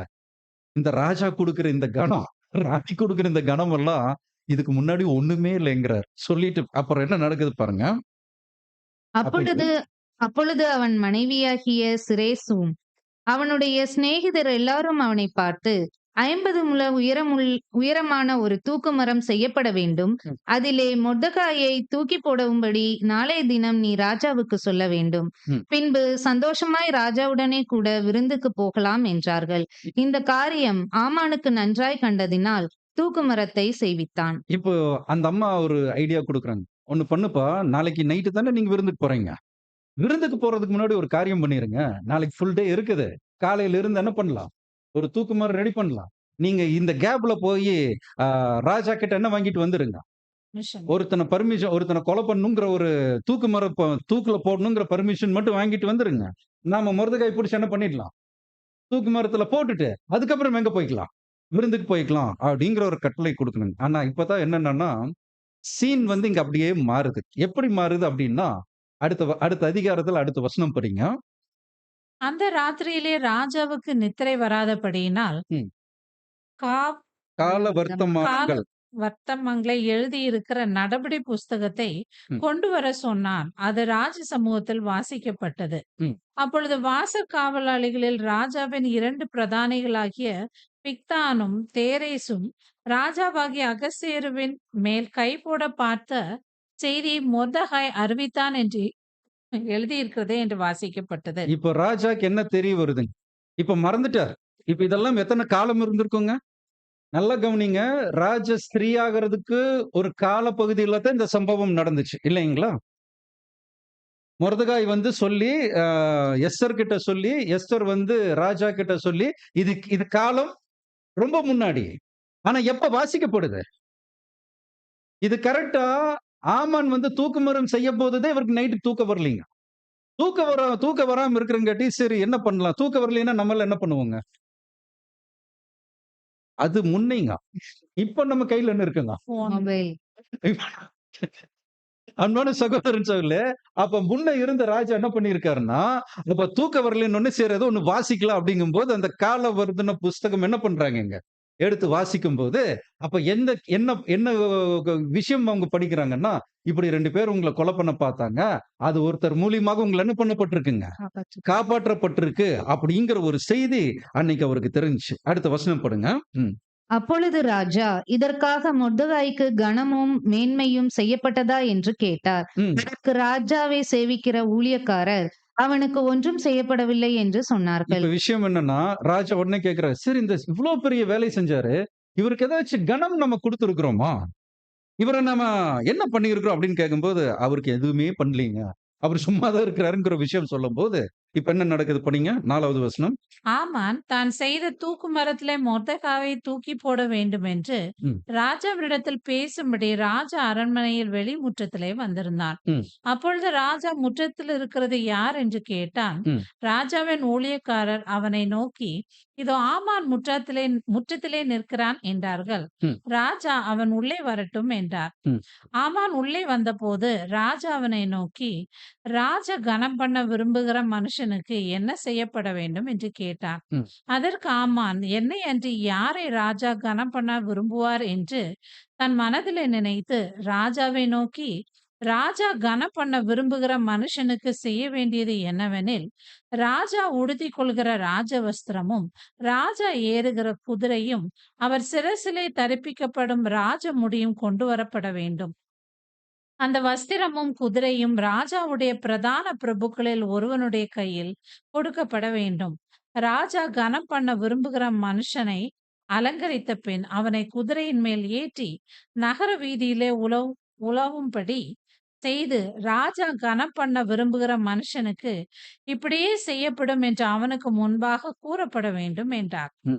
அப்பொழுது ராஜா ஆம். ஆமானை நோக்கி சீக்கிரமாய் நீ சொன்னபடி வஸ்திரத்தையும் குதிரைகளையும் கொண்டு போய் ராஜ அரண்மனையின் வாசனையில் உட்கார்ந்திருக்கிற யூதனாகிய மொர்தெகாவுக்கு அந்த பிரகாரமாக செய். நீ சொன்ன எல்லாவற்றிலும் ஒன்றும் தவறாதபடி பார் என்றார். இப்ப விஷயம் என்ன நடக்குதுங்க? இவர் என்ன எழுதி கொண்டு வந்திருக்காருங்க? இவர் ஒரு லெட்டர் டைப் பண்ணிட்டு வந்திருக்காரு. என்னன்னா, 50 முழம் உயரத்துல ஒரு தூக்கு மரம் செஞ்சிருக்கிறேன். இந்த தூக்கு மரத்துல யார போடணும்?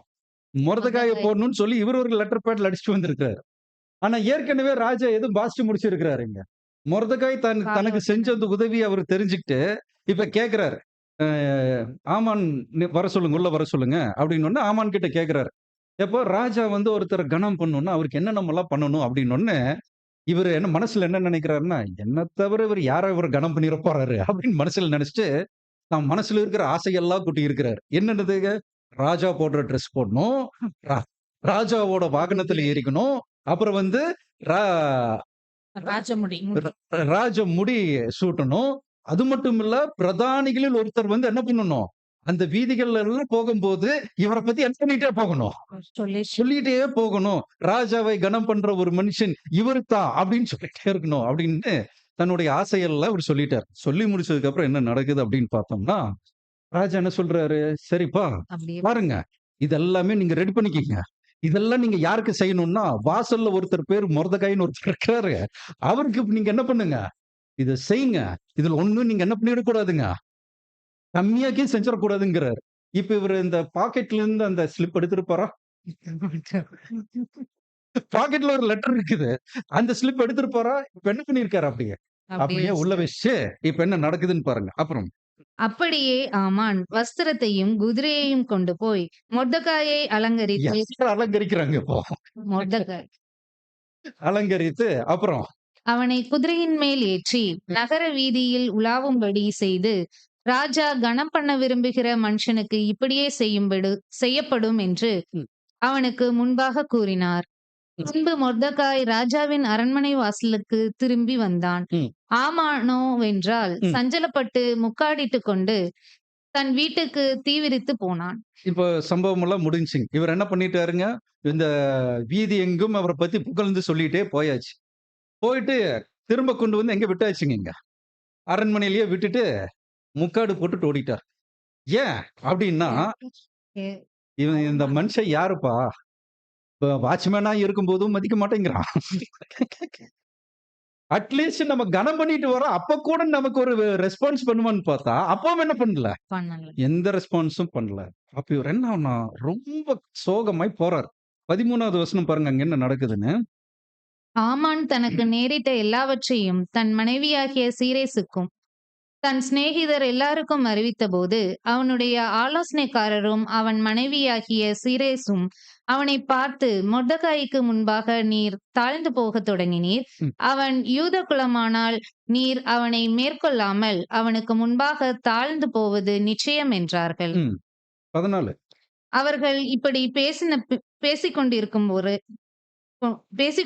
போதே ராஜாவின் பிரதானிகள் எஸ்தர் செய்த விருந்துக்கு வர அரண்மனை ஆமானை துரிதப்படுத்தினார்கள். இப்ப ஆமானுக்கு இன்னொரு செய்தி வருது. என்னதுங்க? எஸ்தர் உங்களுக்கு விருந்து பண்ணியிருக்காங்க. நீங்க என்ன பண்ணணும்? சீக்கிரமா ஆனா இவர் இன்னும் தன்னுடைய முழு சோகத்த யார்கிட்ட கொட்டல. ஃபேமிலி கிட்ட முழுசா கொட்டவே இல்ல. அதுக்குள்ளார என்ன நடக்குது அப்டின்னா, வாங்க உங்களுக்கு என்ன பண்ணியிருக்காங்க? விருந்து இருக்கு. இப்ப என்ன பண்ணியாச்சு? வரலாம். 7வது அதிகாரம் 1வது வசனம்.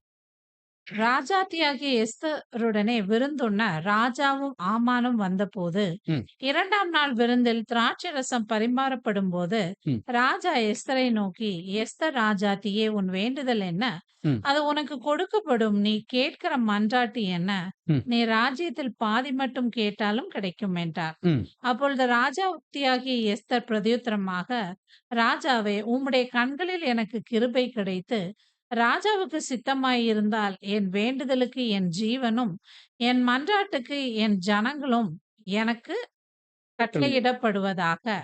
எங்களை அழித்துக் கொன்று நிர்மூலமாக்கும்படி நானும் என் ஜனங்களும் விற்கப்பட்டோம், அடிமைகளாகவும் வெள்ளாட்டு வெள்ளாட்டிகளாகும். வெள்ளாட்டிகளாகவும் விற்கப்பட்டு போனாலும் நான் மௌனமாய் இருப்பேன்.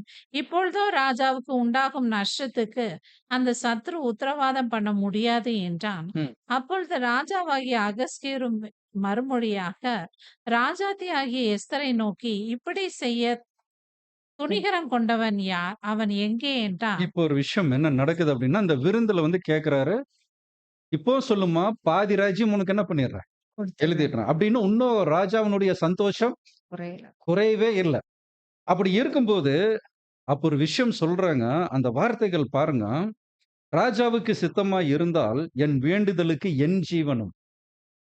நான் என்னுடைய ஜீவன் கூட இந்த இடத்துல டேஞ்சர்ல இருக்கு. என் ஜீவனும், என் மன்றாட்டுக்கு என் ஜனங்களும் எனக்கு கட்டளையிடப்படுவதாக. என்ன மட்டும் இல்லைங்க. என் கூட என்னுடைய ஜனங்கள் இருக்காங்க. அவங்களும் நீங்க என்ன பண்ணணும்? ரிலீஸ் பண்ணணும். ஏன் அப்படின்னு பார்த்தோம்னா, எங்களை அழித்து கொன்றும் நிர்மூலமாகும்படி நானும் என் ஜனங்களும் விற்கப்பட்டோம். இப்ப இந்த விஷயத்த என்ன பண்றாங்க இப்போ? ராஜா கிட்ட சொல்றாங்க. யோசிச்சு பாருங்க. இந்த ராஜா கிட்ட அந்த மெசேஜ் கொண்டு போற அந்த விதம் பாருங்க. என்ன பியூட்டிஃபுல்லா இருக்கு பாருங்க. அப்படி சொல்லும்போது, எனக்கு என்ன நடந்தாலும் நான் இப்படித்தான் இருப்பேன் நான். மௌனமா தான் இருப்பேன். எதிர்த்து நாங்க போராட மாட்டோம். அப்படி ராஜாவுக்கு உண்டாகும் நஷ்டத்துக்கு அந்த சத்துரு உத்தரவாதம் பண்ண முடியாது என்றார். இப்படி நீங்க பண்ணிட்டீங்கன்னா, உங்களுக்கு ஒரு பெரிய ஒரு லாஸ் ஏற்படும். ஆனா அந்த லாஸ்க்கு யார் உத்தரவாதம் பண்ண முடியாது. இந்த திட்டம் தீட்டுன்னு இந்த சத்துருவுனால செய்ய முடியாது. அப்போ தான் ராஜா என்ன சொல்றாருன்னா, யார் இப்படி செஞ்சது? இந்த மாதிரி செயல் செய்யறதுக்கு யாருக்கு துணிகரம் இருக்கு? அப்படின்னு சொல்லும்போது 6வது வசனம் பாருங்க. அதற்கு எஸ்தர், சத்ருவும் பகைஞனுமாகிய அந்த மனிதன் இந்த துஷ்ட ஆமான் தான் என்றாள். இப்ப எப்படி சொல்றாங்க? அது வேற யாரும் இல்லைங்க ராஜா. இப்ப பக்கத்துல உட்கார்ந்துட்டு இருக்கிறார் பாருங்க. இந்த துஷ்ட ஆமான் தான் அப்படின்னு சொல்லும்போது, அப்பொழுது ராஜாவுக்கும் ராஜாத்திக்கும் முன்பாக ஆமான் திகிலடைந்தான். இப்ப எப்படி இருந்திருக்கணும்? விருந்து சாப்பிடும்போது எப்படி இருந்திருக்குங்க? திராட்சை ரசம் குடிக்கும்போது எப்படி இருந்திருக்கணும்? மனமகிழ்ச்சியா இருந்துச்சு. எப்ப இந்த வார்த்தை எஸ்தர்னுடைய வாயிலிருந்து வெளியே வருது, வந்த உடனே ஆமானுடைய மனசு இப்ப என்ன ஆயிடுச்சு இப்ப அப்படியே? அப்படியே இருட்டாயிடுச்சு அப்படியே. ஃபுல் டார்க் ஆயிடுச்சு. அப்புறம் என்ன நடக்குதுங்க? ராஜா உக்கிரத்தோடே திராட்சரச பந்தியை விட்டு எழுந்து அரண்மனை தோட்டத்திற்கு போனான். ம். ராஜாவினால் தனக்கு பொல்லாப்பு நிர்ணயிக்கப்பட்டதென்று ஆமான் கண்டு, ராஜாத்தியாகிய எஸ்தரிடத்தில் தன் தன் பிராணனுக்காக விண்ணப்பம் பண்ண எழுந்து நின்றான். விஷயம் என்னன்னா, ராஜா இந்த செய்தி கேட்ட உடனே அவருக்கு என்ன ஆயிடுச்சுங்க அப்போ? ஏன்னா ரொம்ப நம்பிக்கைக்குரியவர் யாருங்க? ராஜாவினுடைய நம்பிக்கைக்குரியவர் வந்து ஆமான். ஆமான். ஆமான்னா இப்படி பண்ணிட்டாருங்கிற அந்த கோபத்துல இப்ப அந்த அந்த பந்தியில இருந்து எந்திரிச்சு இப்ப எங்க போயிட்டாரு அவரு? தோட்டத்துக்கு போய் கொஞ்சம் தோட்டத்துக்கிட்ட போய் கொஞ்சம் ரிலாக்ஸ் பண்ணலான்னு போயிருக்கிறாரு. இவர் என்ன பண்றாருன்னா, எப்படியாச்சும் என்ன காப்பாத்துமான்னு சொல்லி யார்கிட்ட எஸ்தர். எஸ்தர் கிட்ட கெஞ்சறதுக்காக இவர் எந்திரிச்சு நிக்கிறார். அப்ப என்ன நடக்குதுன்னு பாருங்க. ராஜா அரண்மனை தோட்டத்திலிருந்து திராட்சை ரசம் பரிமாற்றப்பட்ட இடத்திற்கு திரும்பி வருகையில் எஸ்தர் உட்கார்ந்திருக்கிற மெத்தை மேல் ஆமான் விழுந்து கிடந்தான். இப்ப என்னன்னா, இவரு திராட்சை ரசம் சாப்பிட்டு இருந்தாரு பாருங்க. இவரு எந்திரிச்சு நின்னவரு தடுமாறி எது மேல விழுந்துட்டாரு இவரு? மெத்த மேல விழுந்துட்டாரு. அந்த நேரம் பார்த்து ராஜா என்ன பண்றாருங்க?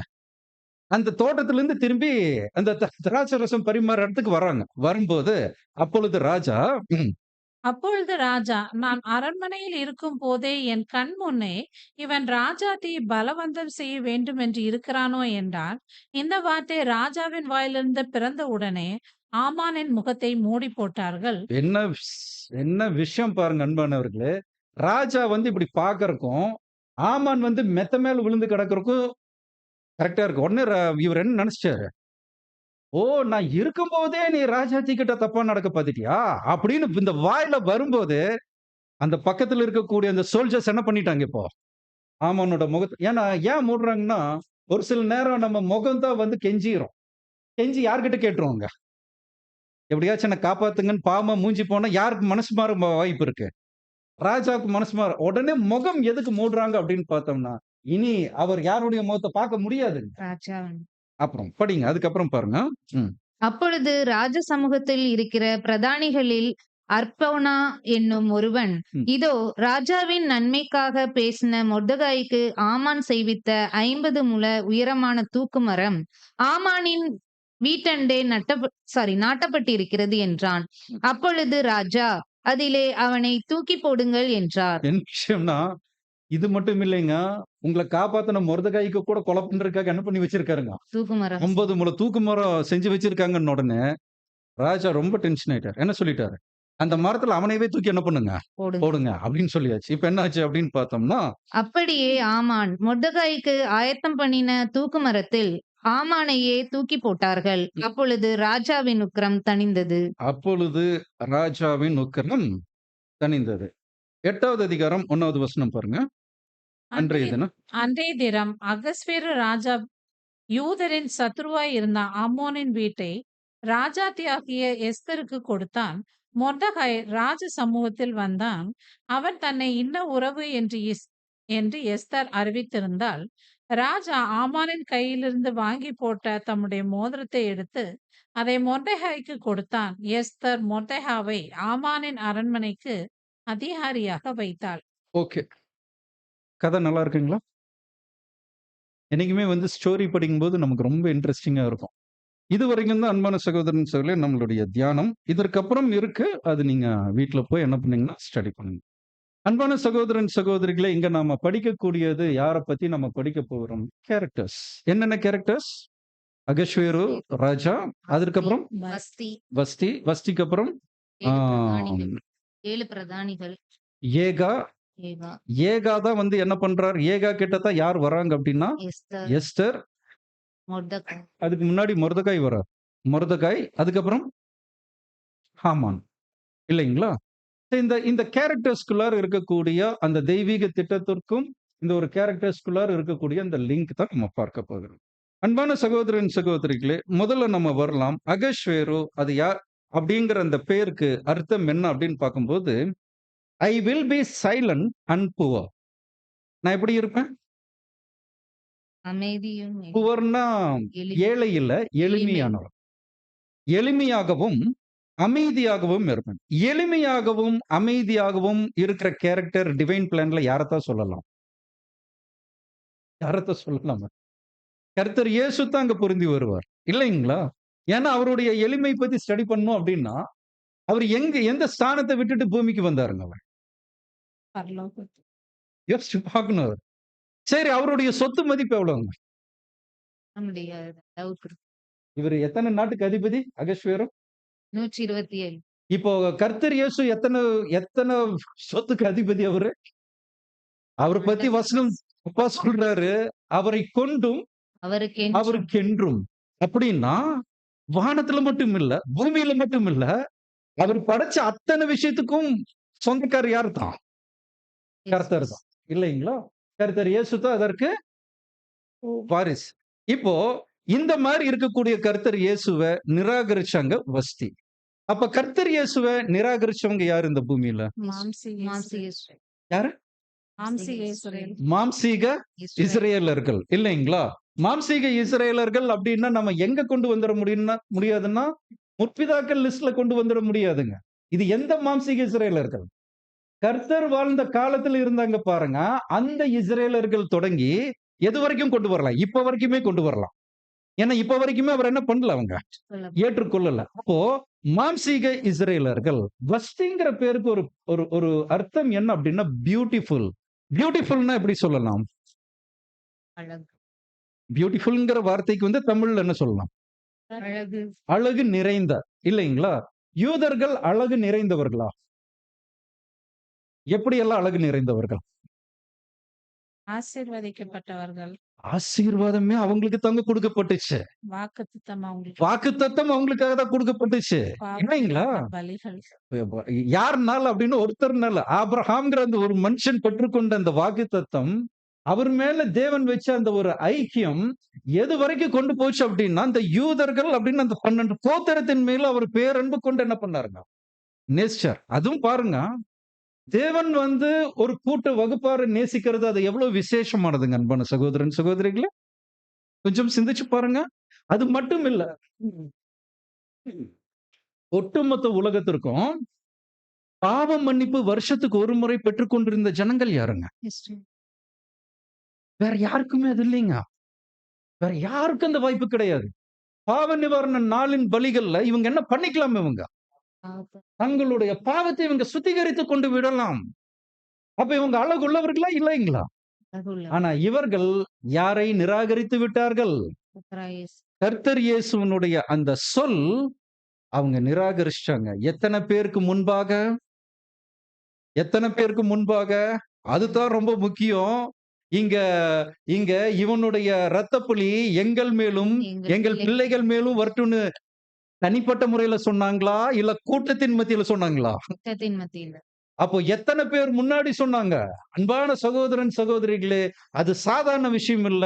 ஒரு கிரவுட் முன்னாடி தான் கர்த்தர் இயேசுவ அவங்க என்ன பண்ணாங்க? நிராகரித்தார்கள். அன்பான சகோதரன், சகோதரிகளே. முடிந்த அளவுக்கு அந்த ஒரு கடைசி நேரத்துல அங்க நம்ம பார்க்கிறோம். பிலாத்து காப்பாற்றுவதற்கு முயற்சிகள் எடுத்தாலும் அதை காப்பாற்றிவிடக் கூடாது என்பதில் யார் ரொம்ப கவனமாக இருந்தார்கள்? அன்பான சகோதரன், சகோதரிகளே, நிராகரிக்கப்பட்டதின் விளைவு என்ன நடந்துச்சுங்க? என்ன நடந்துச்சு? இனி அவர்கள் யாருக்கு சொந்தம் இல்லை. கர்த்தர் இயேசுவுக்கு அவர்கள் சொந்தம் இல்லை. இப்போ இவர் சொல்லிட்டு வராரு, நாங்க தான் உங்க மேசியா அப்படின்னு உறவு தேடி வரும்போது அந்த உறவை அவர்கள் என்ன பண்றாங்கங்க? நிராகரித்ததனுடைய பலன் டிரான்ஸ்பார்ம் ஆகுது. எப்படி டிரான்ஸ்பார்ம் ஆகுது அப்படின்னு பார்க்கும்போது, வஸ்தியை காட்டிலும் உத்தமிக்கு இந்த ஒரு வாய்ப்பு கொடுக்கணும் அப்படின்னு சொல்றாங்க. அப்போ வஸ்தியை விட உத்தமி யாரா இருக்கலாம்? யாராக இருக்கலாம்? எஸ்தர் இல்லைங்களா? எஸ்தர் யாராக இருக்கலாம்? சபை வகுப்பார். புது சிருஷ்டியாக வாழ்ந்து கொண்டு இருக்கக்கூடிய ரொம்ப பியூட்டிஃபுல் பிரதர். அன்பான சகோதரன், சகோதரிகளை கொஞ்சம் சிந்திச்சு பாருங்க. எஸ்தர் ஒரு கேரக்டர். எஸ்தர் பத்தி நம்ம படிக்கும்போது எஸ்தருக்குரிய பெயரினுடைய விளக்கம் நம்ம போய் பார்த்தோமே ஆனால் எஸ்தருக்கு ஒரு என்ன அர்த்தம்? எஸ்தர் என்ன அர்த்தம்? ஸ்டார், நட்சத்திரம். நட்சத்திரம் எங்க இருக்கும்? வானத்தில். அப்ப எஸ்தர் எதற்குரியவங்க? பரத்துக்குரியவர்கள். என்ன டைப் அண்ட் ஆன்டி டைப் எப்படி ஃபிக்ஸ் ஆகுதுன்னு பாருங்க. அவங்களுக்கு இன்னொரு பேர் கூட இருக்குது. என்ன தெரியுங்களா? அட்சால். அட்சால் அப்படின்னா என்ன அர்த்தம் அப்படின்னு பார்க்கும்போது அதுக்கு ஒரு பெயர் வருது. பட் தமிழ்ல நம்ம மாற்றி பார்க்கும்போது அது ஒரு செடி குறிக்குது. அது என்ன செடி தெரியுங்களா? மருதாணி செடி. மருதாணி எதுக்காக நம்ம யூஸ் பண்றோம்? அன்பான சகோதரன் சொல்லி கை செவக்கறதுக்கு தான். ஆனா அது எதுக்காக செவக்க வைக்கிறோம்? அழகுக்காகவா? குளிர்ச்சி, அழகு. இல்ல கரெக்ட். ஒரு வகையில் அது கரெக்ட் தான். கரெக்டா சொல்லுங்க. மருதாணி செடி வந்து ஒரு மெடிசன் பிளான்ட்டுங்க. அது ஒரு என்ன சொல்லலாம்? அதை வைக்கும் போது என்ன ஆகும் அப்படின்னா குளிர்ச்சி மட்டும் ஏற்படுது இல்லை. உடல்ல உள்ள நமக்குள் இருக்கக்கூடிய அதிபயங்கரமான சூட்டை என்ன பண்ணுதுங்க? தணிக்கும். அப்ப நமக்குள்ள சூடு என்ன பண்ணணும்? நமக்கு சூடு எப்ப வருங்க? நமக்குள்ள சூடு இருக்குது இல்லைங்களா? இருக்கு. ஏன்னா உங்கள் நடுவில் பற்றி எரிகிற அக்னி குறித்து ஏதோ புதுமை என்று நீங்க என்ன பண்ணாதீங்க. ஆனா சபை என்ன பண்ணுங்க? ஒருவேளை நம்ம சர்ச் கிளாஸா இருந்தா சர்ச் கிளாஸ் என்ன பண்ணுவாங்க? சூட்டை தணிப்பாங்க. ஆனா சூட்டை ஏத்தி விடுறவங்க கிளாஸஸ் இருக்காங்க இல்லைங்களா? நம்ம எல்லாருமே இருக்கிறோம். நம்ம எல்லாருமே 1,44,000 பேருங்களா? அந்த ஓட்டத்தில் இருக்கிறோம். ஒருவேளை இன்னைக்கு நைட் நம்ம செத்து போயிட்டோம்னு வச்சுக்கோங்க. நைட்டு வீட்டுக்கு போய் தூங்கும்போது நம்ம மறிச்சிட்டோம். கன்ஃபார்மா சீட்ல போய் உட்காந்துருவோமா? நம்மளால அது சொல்ல முடியுதுங்களா?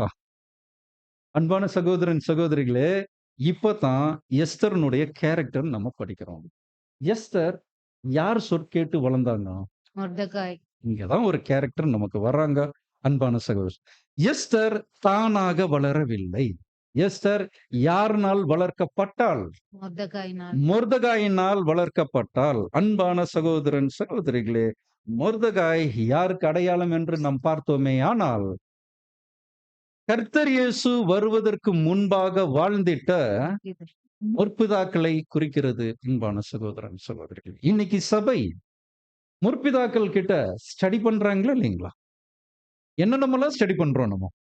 ஒரு 2, 3 சாம்பிள் சொல்லுங்களேன்.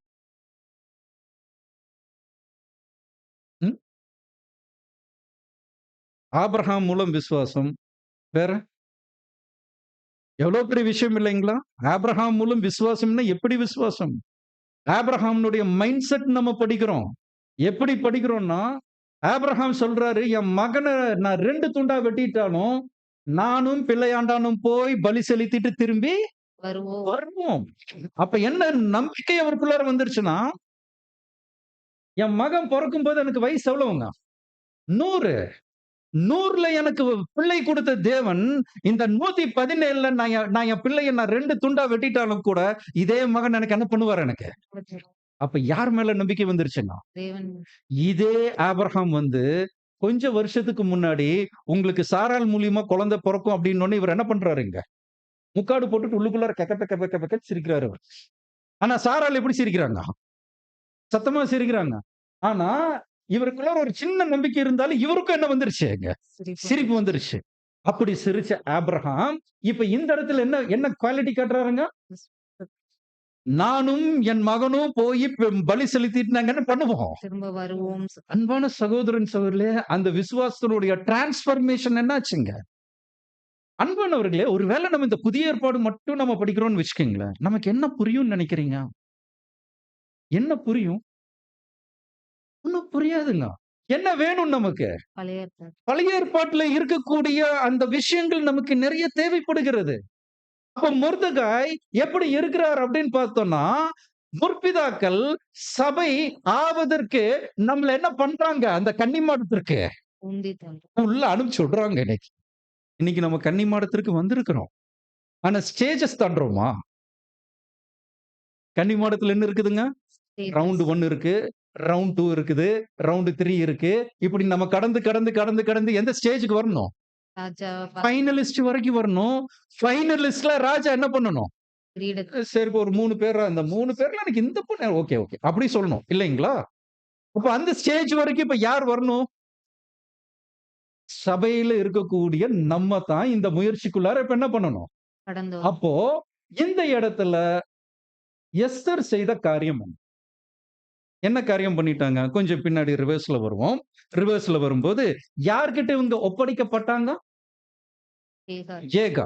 ஏகா அப்படின்னா அதற்கு அர்த்தம் என்ன அப்படின்னு பார்த்தோம்னா, அன்பான சகோதரன் சொல்லி இதுக்கு ஒரு இங்கிலீஷ்ல நான் படிக்கிறேன். நீங்க சொல்லுங்க.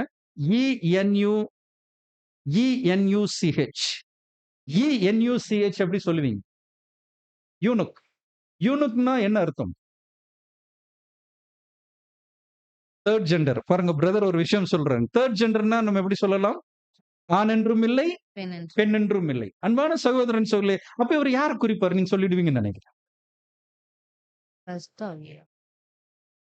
Holy Spirit. அப்ப அன்பான சகோதரன் சகோதரிகளே, பிதாவாகிய தேவனும் கர்த்தர் இயேசுவும் என்ன பால் இருக்கிறாங்கன்னா ஆண் பால். எஸ்தர் சபை எதற்கு நம்ம பார்க்கிறோம்? பெண் பால், மணவாட்டி இல்லைங்களா? பரிசுத்த ஆவிக்கு என்ன பால் கொடுப்பீங்க? ம். ஆண் பால் கொடுப்பீங்களா? பெண் பால் கொடுப்பீங்களா? எதுவுமே என்ன பண்ண முடியாதுங்க. இப்போ நம்மள யார் வசம் ஒப்படைக்கப்படுறோம்? பரிசுத்த ஆவி கிட்ட நம்ம ஒப்படைக்கப்படுகிறோம்.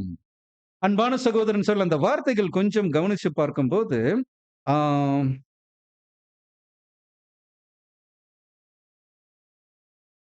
2வது அதிகாரம் 3வது வசனம் பாதிக்கு வரும்போது, ஸ்திரீகளை காவல் பண்ணுகிற ராஜாவின் பிரதானியாகிய ஏகாயின் வசத்தில் ஒப்புவிக்க வேண்டும். அவர்களுடைய சித்திகரிப்புக்கு வேண்டியவைகள் அவர்களுக்கு கொடுக்கப்பட வேண்டும். இப்ப விஷயம் என்ன அன்பானவர்களே? நம்முடைய சுத்திகரிப்புக்கு இப்ப மிக முக்கிய காரணமாக யார் இருக்கிறாங்க? பரிசுத்த ஆவி. இந்த பரிசுத்த ஆவிக்கும் நமக்கும் டிஸ்டன்ஸ் எவ்வளவுங்க? கொஞ்சம். எப்படி எஸ்தரும் ஏகாயும் க்ளோஸா இருந்தாங்களோ, அதே போல பரிசுத்த ஆவியும் நாமளும் எப்படி இருக்கணும் இப்போ? Closer. சபையும் எப்படி இருக்கணும்? பிரிச்சிடக் கூடாது நம்மள. ஏன்னா பரிசுத்த ஆவி இல்லைன்னா நம்ம என்ன ஆயிடுவோங்க? 2 பேர். அன்பான சகோதரன் சகோதரிகளே நமக்கு தெளிவாக சிந்திக்கவே முடியாது. அப்ப நம்ம என்ன பண்ண வேண்டியவர்களாக இருக்கிறோம்? நம்ம வசனம் சொல்லுது, அப்பா கிட்ட நம்ம என்ன கேட்கணுங்க ஜெபத்துல? பரிசுத்த ஆவி தாங்க கேட்கணும். பரிசுத்த ஆவி எதற்காக கேட்கிறோம்? எதற்காக? அன்பானவர்களே பழைய காலத்துல பரிசுத்த ஆவி என்னென்ன காரியங்களுக்கு கொடுக்கப்பட்டது? ஆனா இன்னைக்கு நமக்கு எதுக்கு கொடுக்கப்படுது அப்படின்னா, சத்தியத்தை படித்து புரிந்து கொள்வதோடு மட்டுமல்ல, அதன்படி நாம் என்ன பண்ண வேண்டும் இங்க? நடக்கணும்னா நமக்கு தேவை என்னதுங்க? பரிசுத்தம். ஆனா நம்மலாம் எப்படி தெரியுங்களா? ஒரு டூ வீலர்ல அந்த பெட்ரோல் ஃபில் பண்றோம் இல்லைங்களா? பெட்ரோல் ஃபில் பண்றோம். ஆனா அந்த பெட்ரோல் என்ன ஆகுதுன்னா, ஒரு சின்ன ஓட்டை வழியா வெளிய வந்துட்டு இருக்குது. ஆனா பெட்ரோல் இருக்குன்னு நினைச்சுட்டு நம்ம ஸ்டார்ட் பண்ணிட்டு என்ன பண்றோம்? ரொம்ப தூரம் போறோம். பெட்ரோல் வேற வழியா லீக் ஆகி என்ன ஆகுதுங்க? வேஸ்ட்டா போகுது. இப்ப இந்த வண்டி ஒரு கட்டத்துல போய் என்ன ஆகுதுங்க? நின்னு போயிருது. நின்னு போனதுக்கு அப்புறம் அந்த வண்டிய நம்ம என்ன பண்ணிட்டு வரோம்? அங்கிருந்து தள்ளிட்டு பங்க் வரைக்கும் வரோம். இது என்ன குறிக்குதுன்னா, நம்ம பரிசுத்த ஆவி இருக்குதுன்னு நினைச்சுட்டு நம்ம ஒரு சில காரியங்கள ரொம்ப வேகமா உள்ள போயிடுறோம். போனதுக்கு அப்புறம் தான் தெரியுது, நமக்கு இன்னும் பரிசுத்த ஆவி தேவைப்படுது. அப்ப இன்னும் பரிசுத்த ஆவி இருந்தால் மாத்திரம் தான் நம்ம தேவனுடைய தெய்வீக திட்டத்துல நாம் இந்த ஒரு ஓட்டத்தில் சரியான விதத்தில் ஓட முடியும் என்பதை நாம் அனுபவத்தில் கற்றுக்கொள்கிறோம். அன்பான சகோதரன் சகோதரிகளே, யோசிச்சு பாருங்க அன்பானவர்களே, இந்த ஒரு வார்த்தைகள் நம்ம பார்க்கும்போது இதற்கு அந்த எஸ்தர் உருவாகிறதற்கு எவ்வளவு காலம் இருக்குதுங்க? 1 வருடம். காலம் எவ்வளவு? 1 வருஷம். படிக்கலாம். 12வது வசனம் 2:12. ஒவ்வொரு பெண்ணும் 6 மாதம் வெள்ளைப்போள தைலத்தினாலும் 6 மாதம் சுகந்த வர்க்கங்களினாலும் ஸ்திரீகளுக்குரிய மற்ற சுத்திகரிப்பினாலும் ஜோடிக்கப்படுகிற நாட்கள் என்னென்ன வரணுங்க? வெள்ளை போலம், சுகந்த இது வர்க்கம், எங்க படிச்சிருக்கிறோம்? வெள்ளை போலம், சுகந்த வர்க்கம். ஒலிவெண்ணெய். ஆசரிப்பு கூடாரத்துல நம்ம பார்க்கிறோம் இல்லைங்களா? சுகந்த வர்க்கம் நம்ம எதற்கு அடையாளம் அது?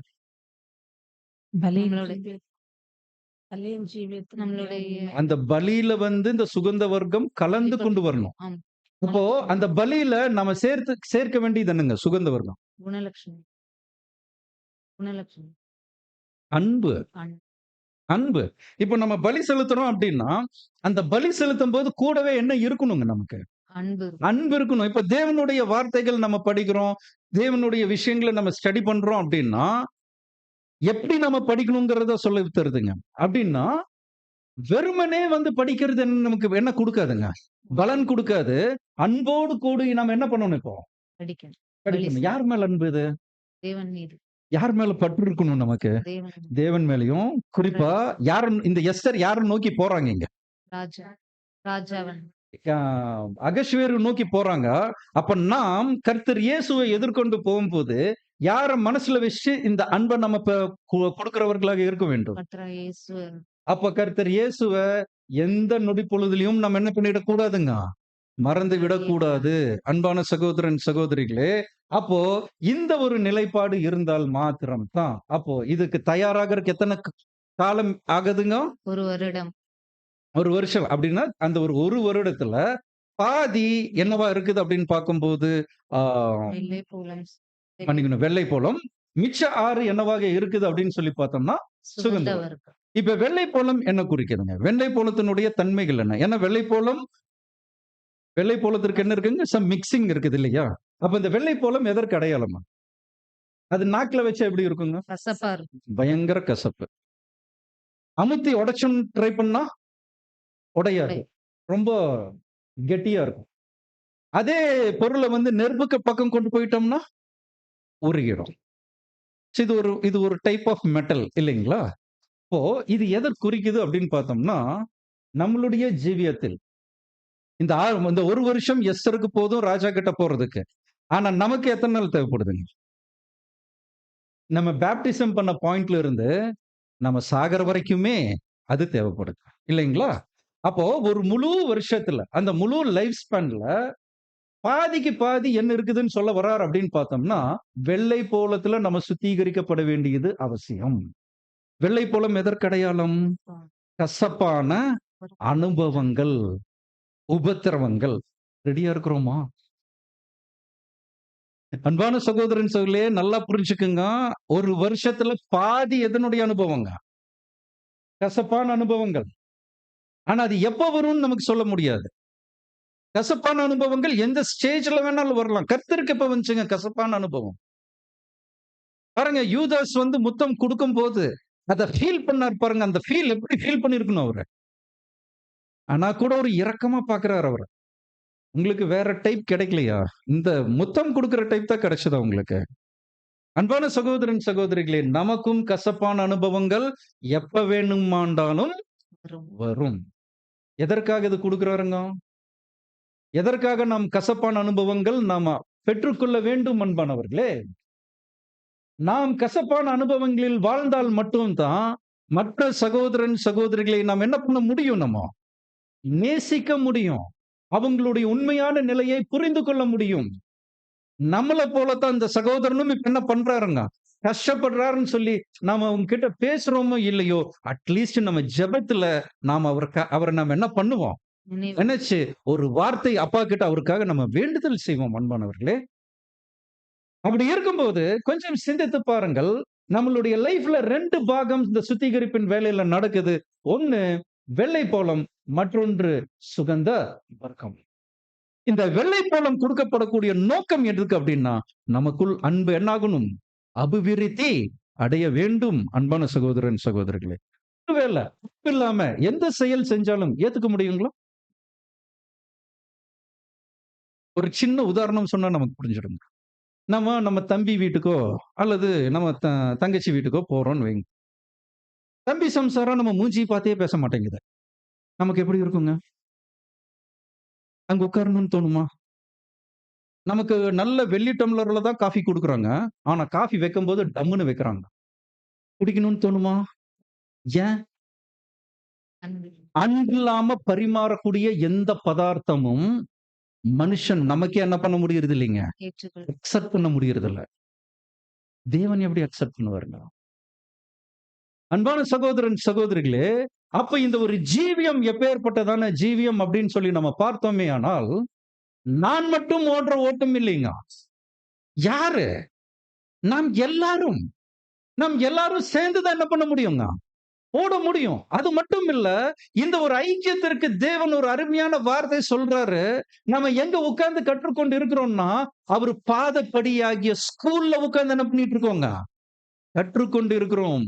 கற்பிக்கப்பட்டு கொண்டிருக்கின்றோம். என்னென்னமெல்லாம் கற்பிக்கப்பட்டு கொண்டிருக்கிறோம்? அன்பானவர்களே, நமக்குள்ளார ஜென்ம சுபாவம் இல்லைன்னு நினைக்கிறீங்களா? இருக்கு இல்லைன்னு நினைக்கிறீங்களா? இருக்கு இருக்கு. அப்போ இந்த ஜென்ம சுபாவங்கள் கம்மியாயிட்டு, ஆவிக்குரிய சுபாவங்கள் என்ன ஆகணுங்க? அதிகரிக்கும் வளரணும். அப்ப ஆவிக்குரிய சுபாவங்கள் எப்படி வளரும்? அனுபவம் பள்ளிக்கூடத்துக்கு வந்தா தானங்க கற்றுக்கொள்ள முடியும். அப்ப இந்த பள்ளிக்கூடத்துல நம்ம என்னென்னமெல்லாம் கற்றுக்கொள்வோம் அப்படின்னு சொல்லி பார்த்தோம்னா, பொறாமை இருக்கா நமக்குள்ளார? இருக்கு இருக்கு இல்லைன்னு சொல்ல முடியாது. இருக்கலாம். இல்லாமலும் இருக்கலாம். இருக்கலாம். இப்படி கூட சொல்லலாம். அன்பான சகோதரன், சகோதரிகளே, இருந்துச்சுன்னா, இந்த பொறாமை இருக்குன்னு நம்ம எப்ப கண்டுபிடிப்போம்? அனுபவத்துக்குள்ள போகும்போது அதுவரைக்கும் பொறாமை குணத்தையே நம்மனால கண்டுபிடிக்க முடியாது. இதுதான் பொறாமைன்னே நமக்கு தெரியாது. ஆனா, இந்த ஐக்கியத்துக்குள்ளார வரும்போது, தேவன் பிரிச்சு, பிரிச்சு காட்டுவார். இதுதான்ப்பா பொறாமை. பொறாமை யாருக்குள்ள இருக்குது? உனக்குள்ள உனக்குள்ளார தான்ப்பா இருக்குது. இந்த பொறாமை நீ தான் என்ன பண்ணணும்? எடுத்து போட மேற்கொள்ளணும். அப்படின்னா, இப்ப இவன் எங்க வந்து தான் ஸ்டடி பண்ண முடியும் இப்போ? இங்கதான் சரி. ஏகா கிட்ட தான் இருக்கணும். ஏகா எத்தனை பேர் அப்பாயின்ட்மென்ட் பண்றாருங்க? எஸ்தர் ரெடியாக இருக்க எத்தனை தாதிமார்கள்? 7 7 தாதிமார்கள். இவங்க யாரு? யாரு இவங்க?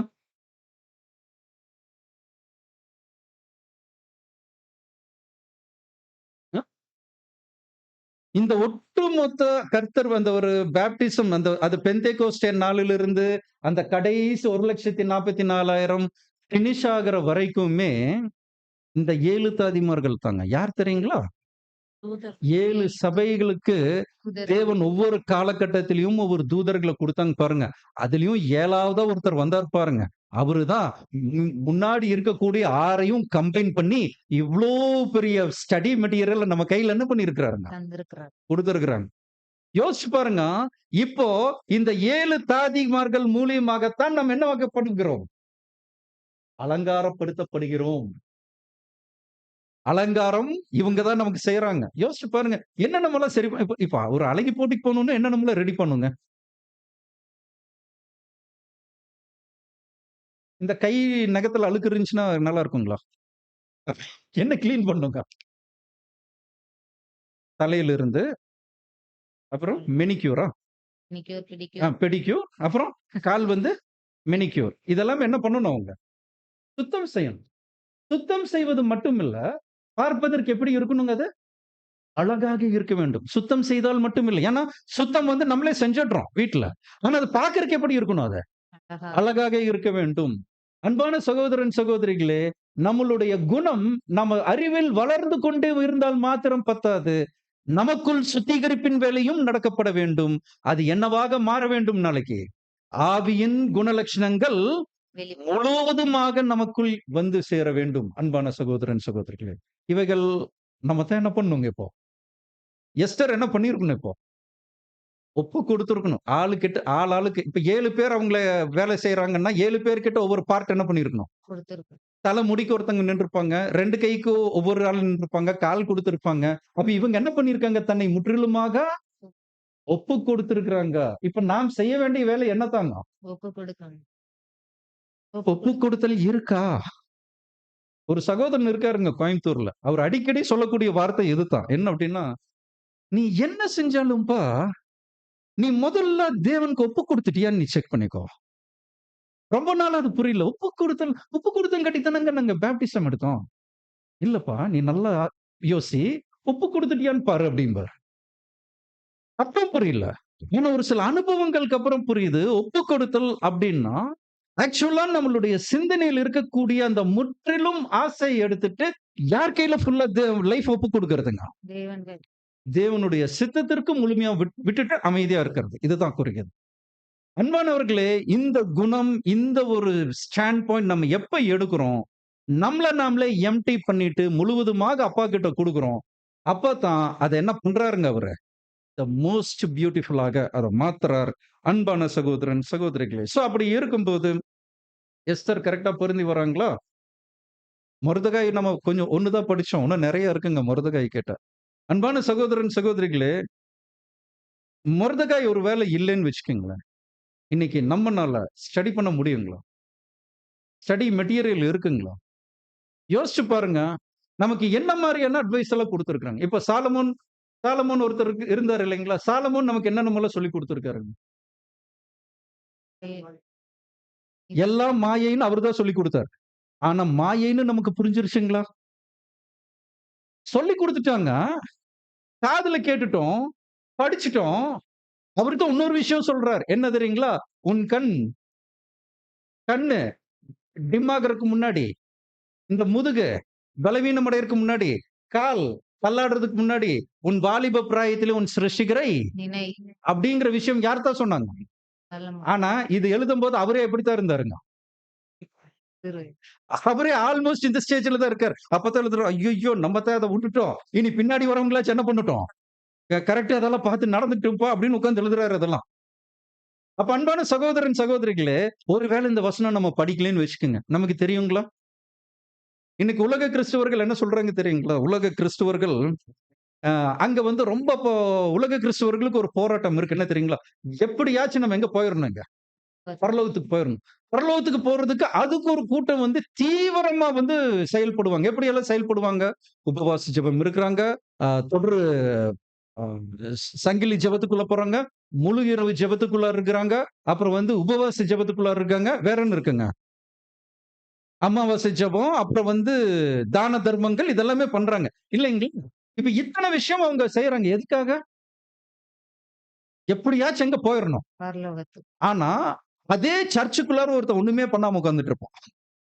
அவன நீங்க கவனிச்சு பார்த்திருக்கீங்களா? அவன்கிட்ட போய் கேட்டோம்னா, பிரதர் ரொம்ப சிம்பிள் பிரதர். கொஞ்சம் இந்த 2 கல்லன்கள் ஒரு கல்லன் என்ன பண்ணார்? சாகறக்கு முன்னாடி மன்னிப்பு கேட்டார். அப்ப அவரு எங்க போயிட்டாரு? நம்ம என்ன வேணா பண்ணிக்கலாம்.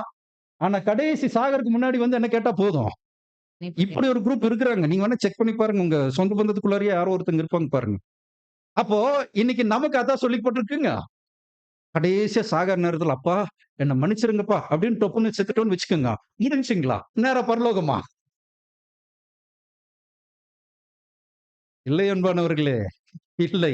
நம்மகிட்ட சொன்னது என்ன தெரியுங்களா? டெய்லி என்ன பண்ணணும் நம்ம? நன்மை. டெய்லி சாகணும். அனுதினமும் சாகணும். என்னென்னமெல்லாம் சாகணும்? அன்பானவர்களே, சிந்திச்சு பாருங்க. நம்மளுடைய கம்ஃபர்ட் ஜோன் உடையணுங்க அது. அந்த கம்ஃபர்ட் ஜோன் உடைஞ்சு நம்ம ஒரு பிரச்சனைக்குள்ளார இருக்கும்போது தான் தேவன் என்ன பண்றாருன்னு நம்மள அழகா ரெடி பண்றாரு. இப்போ 2 3 நாளைக்கு முன்னாடி மண்ணாலேயே இரவின் கீதங்களே தெரியும். அக்கினி எரியுறதுன்னு எரியட்டும் அப்படிங்கிறாரு. அக்கினி எரியட்டும். அது என்ன பண்ணும் அக்கினி எரிஞ்சா? அது சுத்திகரிப்பு தானப்பா பண்ணும். பொண்ணு எப்படி சுத்திகரிப்பு பண்ணுதோ, நம்ம மத்தியில அக்கினி எரிஞ்சதுன்னு என்ன பண்ணட்டும்? எரியட்டும்ங்கிறாருங்க. ஆனா நம்ம எத்தனை பேர் பிரச்சனை வந்தா, சரி இந்த பிரச்சனையில கொஞ்ச நேரம் நிக்கிறோம்னு நம்ம சொல்றோம். நம்மனால என்ன பண்ண முடியறது இல்லைங்க. இந்த பிரச்சனையிலிருந்து விடுவிச்சு கூட்டிட்டு போங்கன்னு தான் ஜெபிக்கிறோமே தவிர, இந்த பிரச்சனையை கையாளுவதில் எனக்கு அந்த ஒரு ஞானம் குடுங்கன்னு நம்ம என்ன பண்றது இல்லைங்க. கேட்கறது இல்லைங்க. ஆனா என்னத்தான் கேட்கணும் நம்ம. இத்தனை விஷயம் இருக்குது இல்லைங்களா? அப்போ போர் வீரன் எப்படி இருக்கணுங்க? அதுக்கு யாரு எக்ஸாம்பிளா எடுக்கலாம் முன்னாடி? மொர்தெகாய் கிட்ட வரலாம்னா யார் எடுக்கலாம்? நெகேமியா இருக்காரு பாத்தீங்களா? நெகேமியா கையில ஒரு கையில என்ன இருக்குதுங்க? பட்டயம். இன்னொரு கையில என்ன இருக்குதுங்க? ம்? தூசு கரண்டி இல்லைங்களா? ஒரு கரண்டியில வந்து கலவை கரக்கிட்டு இருப்பாரு. திடீர்னு தப்படன்னு குதிரை சத்தம் கடிச்சுன்னு உடனே இந்த கத்தி எடுத்துட்டு என்ன பண்ணிருவாரு? சண்டைக்கு போக ஆரம்பிச்சிருவாரு. அப்போ விஷயம் என்னன்னா, யுத்தத்திற்கு எப்போதும் தயாராக இருந்தவர் யாருங்க? நெகேமியா. இன்னைக்கு நம்ம எவர் ரெடியா இருக்கிறோமா? ரெடியா இருக்கணுமா? இப்ப 1/2 மணி நேரத்துல ஒரு சோதனை வரும். பாத்துரலாம், ஜமாளிச்சிரலாம், தேவ வசனத்த வச்சு ஜெயம் கொண்டுறலாம் அப்படின்னு நம்ம ரெடியா இருக்கிறோமா? இனி என்ன வருமோ? ஐயோ! இனி நம்ம எங்க ஆகப் போறோமோ? இனி நம்ம என்ன வார்த்தையோட போறோமோ? அப்படி நம்ம நினைக்கிறோமா? எது நினைக்கிறோம் நம்ம? அன்பான சகோதரன், சகோதரிகளே, கொஞ்சம் நாம் சிந்தித்து பார்க்க வேண்டும். இது நம்ம யார்கிட்ட போய் கத்துக்கிறோம்? நெகேமியாங்கிற ஒரு கேரக்டர் நமக்கு சொல்லிக் குடுக்குது. எப்பொழுதும் தயாராக இருங்கள். இந்த வசனத்தினுடைய கன்டினியூஷன் எங்க குடுக்குறாருன்னா, எபேசியர்ல குடுக்குறாரு. 6வது அதிகாரத்துல எப்படி குடுக்குறாருன்னா, ஆயத்தம் என்னும் பாதரட்சை நீங்க என்ன பண்ணுங்க? அதுவும் எந்த பாதரட்சை மட்டும் போடக்கூடாது. பாதரட்சைக்கு முன்னாடி என்னென்னமெல்லாம் இருக்குதுங்க. ரட்சண்யம் என்னும் தலைச்சீரா, அப்புறம் விசுவாசம் என்னும் கேடகம், ஆவி என்கிற பட்டயம், அப்புறம் மார்க்கவசம் என்னது? நீதி என்னும் மார்க்கவசம். அப்படின்னா மனசுக்குள்ள என்னதான் இருக்கணும்? நீதி தான் இருக்கணும். அநீதி வந்துடக்கூடாது. நீதி என்னும் மார்க்கவசம், அப்புறம் ஆயத்தம் என்னும் பாதரட்சை. அ ஆயத்தம் என்னும் பாதரட்சை. சத்தியம் என்ற ரட்சண்யம். கச்சை. ஆ ஓகே. பெல்ட் ரொம்ப முக்கியம். இல்லன்னா சண்டை போட முடியாதுங்க. அப்போ கச்சை, அதுக்கப்புறம் என்னது? ஆயத்தம் என்னும் பாதரட்சை. பாதரட்சை. அப்படின்னு என்ன சொல்ல வர்றாரு அப்படின்னா, எப்பொழுதும் தயாராக இருங்கள். எப்பொழுதும் தயாராக இருங்கள். எதற்கு? திடீர்னு நம்ம பிரதர்ஸும் சிஸ்டரும் யாரோ ஒருத்தங்க நமக்கு ஃபோன் பண்ணி என்ன கேட்பாங்க? ஏதோ ஒரு டவுட் கேட்பாங்க நம்மகிட்ட. அந்த டவுட் சொல்றதுக்கு நம்ம முதல்ல என்ன பண்ணணும் இப்போ? ஆயத்தமா இருக்கணும். Be prepared. இப்ப கர்த்தர் இயேசு அவருடைய ஊழிய நாட்கள்ல ஆயத்தமா இருந்தாரா? இல்ல ஒரு விஷயம் நடந்ததுக்கு அப்புறம் யோசிச்சாரா? ஆயத்தமா இருந்தார். இதுதாங்க அன்பான சகோதரன், சகோதரிகளே. அந்த ராஜாவுக்கு ஏற்ற ராணி எப்படி இருக்கணும் அப்படின்னு சொல்லி பார்த்தோம்னா, அன்பானவர்களே, நாம் எப்பொழுதும் எப்படி இருக்கணுங்க? ஆயத்தமா. ஆயத்தம். பயப்படக்கூடாதுங்க. நமக்குள்ள என்ன இருக்கக்கூடாதுங்க? பயம் இருக்கக்கூடாது. பயம் யார் குடுக்கறது? பயப்படாதேன்னு யார் சொல்றது? அப்ப நம்ம தைரியமான சிந்தனை இருக்கணுங்க நமக்குள்ளார. சரி, அடுத்த கேரக்டர் யாருங்க? முற்பிதால வேற எந்த கேரக்டர் எடுத்து படிக்கலாம்? தாவீது இல்லைங்களா? தாவீது ஒரு அருமையான எக்ஸாம்பிள். தாவீது மட்டும் இல்ல அப்படின்னா, இந்த புது சிருஷ்டிகள்ல நெறைய பேருக்கு ஒரு ஹோப்பே இருக்காதுங்க. என்ன ஹோப் தெரியுங்களா? ஒருவேளை கட்டளை மீறி நான் தீமை செஞ்சு தேவனுக்கு விரோதமா நான் நின்னுட்டேன். திரும்ப நான் எங்க வர முடியாதுன்னு முடிவு பண்ணி ஒருவேளை தாவீது இல்லைன்னா எப்படி முடிவு பண்ணுவோம்? இனி அவ்வளோதான். நம்மளுடைய சாப்டர் என்ன ஆயிருச்சு? க்ளோஸ் ஆயிடுச்சு. நம்ம என்ன பண்ணிடலாம் பேசாம? போயிடலாம். அப்படித்தான் நம்ம நினைப்போம். இதுதான் யார் பண்ணாங்க தெரியுங்களா? யூதாஸ் இந்த ஸ்டாண்ட் பாயிண்ட் தான் எடுத்துட்டார். யூதாஸ் என்ன நினைச்சாருன்னா, இனி நம்ம அவ்வளோதான். நம்ம யார காட்டி குடுத்துட்டோம்? ஒரு ஒரு பாவம் செய்யாதவர் ஒருத்தரை காட்டி கொடுத்துட்டோம். இனி நமக்கு எந்த பிரயோஜனம் இல்லைன்னு சொல்லிட்டு, அவர் தன்னுடைய சொந்த நீதியில என்ன பண்ணிட்டாரு அவரு? தன்னுடைய உயிர் அவர் எடுத்துக்கொண்டதை நம்ம பார்க்கிறோம் அன்பானவர்களே. ஒருவேளை தாவீதுங்கிற ஒரு அந்த கேரக்டர் இன்னைக்கு நம்ம மத்தியில இல்ல அப்படின்னா, இவ்ளோ பெரிய பாடம் நம்மனால என்ன பண்ண முடியாதுங்க. பெற்றுக்கொள்ளவே முடியாது. நன்கு கவனித்து பார்த்தோமே ஆனால், கர்த்தர் இயேசு ரத்தம் சிந்துவதற்கு முன்பாகவே பிதாவாகிய தேவன் அவருக்கு இரக்கம் என்ன பண்ணியிருக்காருங்க? காண்பிச்சிருக்கிறாருன்னா, இன்னைக்கு கர்த்தர் இயேசு உங்களுக்கும் எனக்கும் பரிந்து பேசுகிறவராக, மத்தியஸ்தராக இருக்கிறாரே, இன்னைக்கு நமக்கு மன்னிப்பு இருக்குமா? இருக்காதுங்களா? அன்பான சகோதரன், சகோதரிகளே, நம்மளுடைய விசுவாசம் என்ன? கொஞ்சம் சிந்தித்து பார்க்க வேண்டும். நாம் வளரும்போது மட்டும் இல்லை. இதுதான் ரொம்ப முக்கியமான விஷயம். அந்த அந்த அந்த எஸ்தர் எப்ப கூட மொர்தெகாய் பேச்சு கேட்கிறாங்கன்னா, ராணி ஆனதுக்கு அப்புறம் யார் பேச்சு தான் கேட்கிறாங்க? மோஸ்ட் கனமான இடத்துல தான் யார் வருவாங்க தெரியுங்களா? முற்பிதாக்கள் வருவாங்க. இன்னைக்கு நாம ரொம்ப சிம்பிளா நினைக்கிறோம். முற்பிதாக்கள் விட யார் பெரியவங்க அப்படின்னா, சபை நாம் நினைக்கிறோம். ஆனா சபையினுடைய ஆலோசனைக்காரர்கள் யாருங்க? சபைக்கு ஒரு ஆலோசனை சொல்றாங்க. சபை வந்து இப்படித்தான் நடந்துக்கணும்னு ஒரு விஷயம் சொல்லிக் குடுக்குறாங்களே, அது யார் சொல்லி தராங்க அன்பானவர்களே? யோசிச்சு பாருங்க. அவங்க ரொம்ப க்ளோஸா தேவன வாட்ச் பண்ணியிருக்காங்களா? இல்ல நீங்களும் நானும் தேவன ரொம்ப க்ளோஸா வாட்ச் பண்ணியிருக்கோமா? யார் அதிகமா க்ளோஸ் பார்த்திருக்காங்க? மோசஸ்ன்னு ஒருத்தர் இருந்தாரு இல்லைங்களா? மோசஸ் விட நம்ம ரொம்ப க்ளோஸா தேவனுக்கு? எப்படியெல்லாம் அவர் அந்த வழிநடத்தல புரிஞ்சாரு தெரியுங்களா அன்பானவர்களே? பச்சை செடி எரியுது, முட்செடி எரியுது. அது இவர் என்ன பண்றாரு? தன் சொந்த கண்கள்ல என்ன பண்றாருங்க தேவன்? பார்க்கிறாரு. இந்த மாரி நீங்க நான் பார்த்திருக்கோமா? நாம தரிசித்து நடவாமல், நாம் எப்படி நடக்கிறோம்? விசுவாசிச்சு நடக்கிறோம். ஆனா அவங்க முற்பிதாக்கள் அப்படி இல்லைங்க. இப்போ மோசே வந்து அந்த சீனாய் மலையிலிருந்து கீழ இறங்கி வரும்போது, ஜனங்கள் சொல்றாங்க, "மோசே தயவு செஞ்சு நீ என்ன பண்ணு? முக்காடு போடு. உன் முகத்த எங்கனால என்ன பண்ண முடியல. பார்க்க முடியலைன்னாங்களே." இந்த மாரி நம்மள பார்த்து யாராவது சொல்லியிருக்காங்களா? யோசிச்சு பாருங்க. அப்ப தேவனிடம் அதிகமான க்ளோஸா இருந்தது யாருங்க? தேவன் ரொம்ப பெர்சனலா அண்டர்ஸ்டாண்ட் பண்ணது அவங்கள விட நம்ம பண்ணிட்டோமா? ஆபிரகாம் ஒரு கேள்வி கேட்கிறாரு. சோதோம் குமாராவ அழிக்க போகும்போது, எத்தன நீதிமான்கள் இருந்தா நீங்க அழிக்க மாட்டீங்க? இந்த கேள்வி அவர் கேட்கலைன்னா நமக்கு தெரியுமாங்க? குறைச்சு வந்து அவர் மைண்ட்ல ஒருத்தர் இருக்காரு. யாருன்னா லோத்து. அவருக்காக இவர் கேட்கிறாரு. ஆனா நமக்கு அது விடையா எப்படி கிடைச்சிருக்குன்னா, ஒரு நீதிமான் இருந்தா கூட அந்த பட்டணத்தை தேவன் என்ன பண்றது இல்லைங்க. இப்ப நம்ம அத தெரிஞ்சு வச்சிருக்கோமே, யாருனால தெரிஞ்சு வச்சிருக்கிறோம்? மொர்தெகாய் இல்லாம எஸ்தர் என்ன பண்ண முடியாதுங்க. கன்னிமாடத்துக்குள்ளயும் போக முடியாது. அத தாண்டி உட்குள்ளயும் போ முடியாது. அது மட்டும் இல்ல, டெய்லி வந்து மொர்தெகாய் வந்து வாட்ச் பண்றாரு. யார் வாட்ச் பண்றாங்க? இவங்க சுகமா இருக்கிறாங்களா? இல்லையான்னு அப்படியே வாட்ச் பண்ணிட்டு போயிட்டு, போயிட்டு வர்றாரு. அது என்னது அப்படின்னா, அவங்க பேசி வச்ச விஷயங்கள் எல்லாம் நம்முடைய லைஃப்ல கடந்து போயிட்டு இருக்குதுங்க. வந்துட்டு, வந்துட்டு போகுது. நம்ம இப்படித்தான் வாழ்றோமா? இல்லையா? அப்படிங்கிறது வந்து அந்த அந்த அது எப்படி சொல்லும்?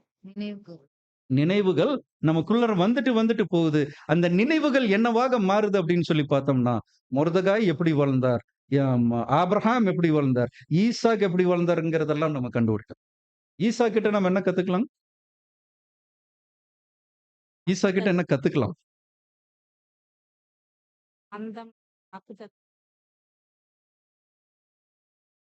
அவரு மாரி ஒரு கீழ்ப்படிதல் உள்ள மகன பார்க்க முடியுமா? பக்கா கீழ்ப்படிதல்ல. 2வது விஷயம், அவர விட ஒரு பொறுமையானவர பார்க்க முடியுமா? அவரு கிணத்த மூடிட்டாங்க. இப்படி எத்தன கிணறு மூடியிருக்காங்க? கிணறு நமக்கு இது எப்படி தெரியுங்களா? தொழில்ல வந்து மண்ணள்ளி போட்டான்னு சொல்லுவாங்க. கேள்விப்பட்டிருக்கீங்களா? இந்த சின்ன பசங்க எங்கேயாச்சும் இந்த ரோட்டோரமா இந்த காய்கறி விக்கிறவங்க பாட்டி மேல எங்கேயாச்சும் வண்டி விட்டுட்டானுங்கன்னா, "ஐயய்யோ! என் தொழில்ல இவன் என்ன பண்ணிட்டான்? மண்ணள்ளி போட்டுட்டானே!" அப்படின்னு சொல்லி திட்டும் அந்த பாட்டி. அப்படின்னா, இப்ப ஈசாக்குக்கு சுற்றிலும் இருந்த ஜனங்கள் செய்த காரியம் என்ன? அவர்கள் செய்து கொண்டிருந்த அந்த வேலையில அவங்க என்ன பண்ணாங்க அப்படின்னா, அந்த கிணத்துல மண்ணள்ளி போட்டு மூடிட்டாங்க. இல்லைங்களா? சரிக்கு சரி நின்னாரா? பழிக்கு பழி நின்னாரா? நிக்கல. என்ன பண்ணாருங்க? ஆனா அவர் நினைச்சிருந்தா என்ன பண்ணியிருக்கலாம்? ஏன்னா ஆபிரகாமுடைய வேலைக்காரங்கள்லாம் இப்ப யார்கிட்ட இருக்கிறாங்க இப்போ? ஈசா கிட்ட இருக்காங்க. ஆபிரகாம் பத்தி படிக்கும்போது, ஆபிரகாம் பத்தி சொல்லுமா எலியேசர் சொல்றாரு, என் ஆண்டவர் வந்து சீமானா இருக்கிறாருன்னு சொல்றார். இல்லைங்களா? அப்ப ஈசாக்கு மட்டும் என்னங்க? அவரு ரொம்ப சின்னவரா? இல்ல. ஆனா அவர் எப்படி இருந்தாருங்க இந்த பூமியில? என்ன ஒரு குவாலிட்டி பார்த்தீங்களா? இதெல்லாம் தான் நம்ம யார்கிட்ட இருந்து கற்றுக்கொண்டு இருக்கிறோம். மொர்தெகாய் அப்படிங்கிற அந்த முற்பிதாக்கள் கிட்ட இருந்து நாம் ஒவ்வொன்றாக கற்றுக்கொண்டு இருக்கிறோம். அன்பான சகோதரன், சகோதரிகளே. வேற யார் இருக்காங்க? ஸ்பெஷலா சொல்ற மாரி? யோசேப்பு தந்த மன்னிப்பு. யோசேப்பு. அப்பா! யோசேப்பு என்ன ஒரு கேரக்டர் அவரு. அன்பான சகோதரன், சகோதரிகளே, நாம இன்னைக்கு தான் சகோதரர்கள வந்து மன்னிச்சு பழகுறோம். அது இத்தன வசனங்கள் வந்ததுக்கு அப்புறம். பைபிள்னா என்னன்னு அப்ப வரவே இல்ல. கட்டளைகள் இன்னும் பிறக்கப்படவே இல்ல. ஏன்னா மோசே வந்ததுக்கு அப்புறம் தான் என்ன பண்றாங்க இதெல்லாமே. எழுதி புக்கா வருது. ஆரம்பிக்குது. தோல் சுருள்ல வருது. அதற்கு முன்பே சகோதரர்கள் ஒருத்தர் மன்னிச்சு காட்டியிருக்காரு. அவரோட மனசு எப்படி இருந்திருக்கும்? எங்க ஸ்டடி பண்ணாரு இதெல்லாமே? இந்த குணம் யார்கிட்ட இருந்து அறுவடை பண்ணாரு அவரு? அன்பான சகோதரன் சொல்லி நமக்கு தெரியாதுங்க. அவங்க வாங்கின அனுபவம் நம்ம வாங்கினோமா அப்படின்னா இல்லவே இல்லை. அவங்களோட சாராம்சம் எடுத்துத்தான் நம்ம வளர்ந்து கொண்டு இருக்கிறோமே தவிர, அவங்க மாரி இப்ப யோசேப் மாரி நம்ம 10 வருஷம், 17 வருஷம் டஞ்சன்ல இருக்கிறோமா? என்னைக்காச்சும் தேவன் அப்படி வச்சிருக்காரா நம்மள? குளிக்காம, பல்லு விளக்காம, ஆ சவரம் பண்ணாம, ஓ அப்படி ஒரு சூழ்நிலையில நம்ம வாழ்ந்திருக்கிறோமா? இல்லைங்களே! தேவன் நம்மள எப்படி வச்சிருக்காருங்க? கொஞ்சம் சிந்திச்சு பாருங்க. ஆனா ஸ்டடி மெட்டீரியல் எங்கிருந்து எடுக்கிறோம்? யோசேப் முற்பிதா மொர்தெகாய் கிட்ட இருந்து எடுக்கிறோம். அன்பான சகோதரன், சகோதரிகளே, அவர்கள் இல்லையெனில் நாம் இல்லை. எஸ்தர் அங்கு இல்லை. சபை அங்கு இல்லை. அன்பான சகோதரன், சகோதரிகளே, அப்படி இருக்கும்போது கொஞ்சம் சிந்திச்சு பாருங்க. இந்த ஒரு மொர்தெகாய் எவ்ளோ பெரிய எக்ஸ்பீரியன்ஸ் அவருடைய லைஃப்ல அவர் வாங்கிட்டார் அப்படின்னா, அது வார்த்தைகளால சொல்ல இயலாது அன்பானவர்களே. மோசே இன்னும் நம்ம சொல்லணும்னா, அற்புத அடையாளங்கள வந்து செஞ்சும் காட்டியிருக்கிறாரு. கண்கூடாவும் பார்த்திருக்கிறாரு. ஒரு கடல் 2ஆக பிளந்து 2 பக்கம் நிக்கிறத யார் தான் பார்த்திருக்கிறாங்க அங்க? மோசே பார்த்திருக்கிறாங்க. இஸ்ரேல் ஜனங்கள பார்க்காங்க. அதுல வந்து முக்கியமான ஒருத்தர் பார்த்துட்டு வர்றாரு. யாருன்னா ஜோஷுவா, காலேப் இவங்க அப்படியே பார்த்து சிந்திச்சுட்டே வர்றாங்க. யோசிச்சு பாருங்க இந்த சீன் எப்படி இருக்கும்னு. ஆனா நமக்கு இந்த மாரி எல்லாம் இருக்கு அப்படின்னா, நமக்கு இந்த மாரி இல்ல. ஆனால் அவர்கள் புரிந்ததை விட நாம் இன்னைக்கு எப்படி புரிந்து கொண்டு இருக்கிறோம் இன்னைக்கு நாம. மேன்மையான சத்தியங்களுக்குள் நாம் வளர்ந்து கொண்டு இருக்கிறோம். கர்த்தர் இயேசுவ அவங்க பார்க்கணும்னு ஆசைப்பட்டிருக்கிறாங்க. அவங்க பார்த்துட்டாங்களா? ஆனா நம்ம பார்க்கிறோமா இல்லையா? பார்க்கிறோம். அவங்க அவர்கிட்ட பேசல. யார்கிட்டங்க? கர்த்தர் இயேசு பார்க்கணும்னு ஆபிரகாம் ரொம்ப ஆசையா இருந்தாரு. ஆனா அவர் வந்து அவர மீட் பண்ணவே இல்ல. ஆனா இன்னைக்கு நீங்க நான் அவர்கிட்ட எப்படி இருக்கிறோம்? ஸ்டடி பண்றோமா? பிரேயர்ல நன்றி சொல்றோமா? பேசுறோமா? நமக்கு பேசுறாரா? ஆலோசனை கர்த்தாவா இருக்கிறாரா? எவ்வளவு பாண்டிங்ல இருக்கிறோம் அன்பான சகோதரன், சகோதரிகளே. கொஞ்சம் சிந்தித்து பார்த்தால் நாம் விசேஷித்தமானவர்கள். சரி. எஸ்தருக்கும் சரி, மொர்தெகாய்க்கும் சரி, பொதுவா இருக்கக்கூடிய எதிரி யாருங்க? ஹாமான். ஹாமான் யாருக்கு அடையாளமாக இருப்பார்? சாத்தானுக்கு அடையாளமா இருப்பார். அப்ப சாத்தான் என்னென்னமெல்லாம் பண்றாரு அப்படின்னா, நம்மள தூக்கு போடுறதுக்கு வந்து என்ன பண்ணிட்டு இருக்காரு அவரு? காத்துட்டு இருக்காரு அவரு. அதனால தான் அவர பத்தி நம்ம ஸ்டடி பண்ணும்போது, எவனை விழுங்கலாமோ என்று கர்ஜிக்கிற சிங்கம் போல வகை தேடி சுற்றித் திரிகிறான். ஒரு ப்ராஜெக்ட் நம்ம எல்லாருமே ஒரு ப்ராஜெக்ட்ங்க தேவனுடைய சமூகத்துல. இந்த ஒவ்வொரு ப்ராஜெக்ட்டுக்கு பக்கத்துல அவனுடைய தூதர்கள் இன்னைக்கு இருந்துட்டு இருக்காங்க. எதற்கு தெரியுங்களா? நம்மளுடைய வீக்னஸ் என்னன்னு கண்டுபிடிக்கிறதுக்கு. இந்த இந்த வீக்னஸ வச்சு இந்த மனுஷனை எப்படியாச்சும் என்ன பண்ணிடணும் நம்ம? வீழ்த்திடணும். தேவனுக்கு விரோதமாக இவன் என்ன பண்ண வச்சிடணும்? பாவம் பண்ண வச்சுட்டா, அப்புறம் தேவனே இவன் என்ன பண்ணிடுவாரு அவர? கழட்டி விட்டுருவார். அப்படி தேவன் நிராகரிச்ச மனுஷன்ல ஒருத்தர் நம்ம சொல்லணும்னா சவுல் நம்ம பார்க்கிறோம். சவுல் தேவன் அந்த லிங்க் கட் பண்ணோனே அவர் யாரா மாறிட்டாருங்க? பைத்தியக்காரனா மாறிட்டாருங்க. பொல்லாத ஆவின்னு நம்ம படிக்கிறோம். ஆக்சுவலா என்னன்னா மைண்ட் டிஸ்டர்ப்டு. இத நல்லா கவனிங்க. அப்ப யார் வாசிச்சா அவருக்கு நல்லா இருக்கும் தெரியுங்களா? தாவீது வந்து என்ன பண்ணணும்னா, இந்த ஹார்ப் வாசிச்சு ஒரு பாட்டு பாடணும். அப்ப பாடும்போது இவர் எப்படி உட்கார்ந்துட்டு இருப்பார்? ரொம்ப தெளிவா உட்கார்ந்துட்டு இருப்பாரு. அப்ப இவரு புத்திக்குள்ளார என்ன இருக்காதுங்க? இந்த கொலவெறி எல்லாம் இருக்காது. எப்ப வந்து அந்த ஹார்ப் வாசிக்கிறத நிப்பாட்டிட்டு, இவரு அந்த பக்கம் திரும்பி அ அந்த ஸ்ட்ரிங்ஸ் எல்லாம் எடுத்து அத கவர் பண்ணிட்டு இருக்கிறாரோ, திடீர்னு பார்த்தா ஒரு ஈட்டி இப்படி போகும். யார்ரா வீசுனாங்கன்னு திரும்பி பார்த்தா யார் வீசியிருப்பாங்க? அப்ப தாவீதுக்கு எப்படி இருந்தது? "அப்பா உனக்காக தானப்பா நான் இத்தன நேரம் தொண்டையில பாடிட்டு இருந்தேன். நீ இப்ப என்ன பண்ற?" சவுல் அப்படி மாறிட்டா நம்ம எப்படி மாறிடுவோம் தெரியுங்களா? சவுல் கேரக்டர் நம்மகிட்ட இருக்குதான்னு செக் பண்ணி பார்த்துரலாங்களா? செக் பண்ணி பார்க்கலாங்களா? ஹார்ப் என்ன குறிக்குதுங்க? ஸ்ட்ரிங்ஸ் என்ன குறிக்குது? சத்தியம். இல்லைங்களா? இந்த சத்தியம் வாசிக்கும்போது நமக்கு எந்த பிரச்சனையும் இல்ல. அழகா கேட்கிறோம். தெளிந்த புத்தியா இருக்குது. இந்த பிரச்சனையே இல்ல. ஆனா இந்த கூடுகை முடிஞ்ச உடனே ஈட்டிய தூக்கி வீச ஆரம்பிச்சுர்றோம். யார் மேல? யார் மேல வீசுறோம்? ஈட்டி எங்க இருக்குதுங்க ஐயா? எங்க வச்சிருக்கிறோம்? இத வாய்க்குள்ளார வச்சிருக்கிறோமே. அப்ப இந்த ஈட்டிய தூக்கி கொலை பண்றதுக்கு என்ன பண்றோங்க? விடுகிறோம். அன்பான சகோதரன் சொல்லி இந்த கேரக்டர் இருக்கான்னு செக் பண்ணிக்கலாம். என்னன்னா, சப்ஜெக்ட் கேட்கும்போதெல்லாம் ரொம்ப அமைதியா, சாந்தமா இருப்போம். ஆனா கேட்டு முடிச்சுட்டு இந்த டீ குடிக்கிற நேரமெல்லாம் இருக்குது பார்த்தீங்களா? இந்த நேரத்தில தான் ஸ்டார்ட் ஆகும் அது. அப்படி இருந்துச்சுன்னா, நம்ம யார் கிளாஸ்ங்க? சவுல் தாவீது கிளாஸ் இல்ல. சவுல் கிளாஸ். சவுல் கிளாஸ்ங்க. சவுல் கிளாஸ் யாரால் நிராகரிக்கப்பட்டவர்? தேவனா தேவனால் நிராகரிக்கப்பட்டவர். அதனால தான் சொல்றாரு, புறம் கூறுதல் யாருக்குள்ள இருக்க வேண்டாம் இங்க. நமக்குள்ள இருக்கக்கூடாது. புறம் கூறுதல் எதற்கு சமம் அது? கொலை. கொலைக்கு சமம். அது பழைய ஏற்பாட்டிலும் சொல்லியிருக்காரு, புதிய ஏற்பாட்டிலும் சொல்லியிருக்கிறார். அன்பான சகோதரன், சகோதரிகளே, அப்படி இருக்கும்போது, இப்ப நம்மள வகை தேடி சுற்றிக் கொண்டிருக்கிறான்னு சொல்றோம் பார்த்தீங்களா? இப்ப நமக்கு என்னென்ன வகையெல்லாம் இருக்குன்னு தெரியுங்களா? இந்த பிரதர் பாரு, அன்னைக்கு நான் இத்தன செஞ்சுமே, நம்மள பத்தி ஒரு வார்த்தை கூட பேசாம போயிட்டாரு. அப்படின்னு யார்கிட்ட சொல்லிட்டு இருப்பாங்க?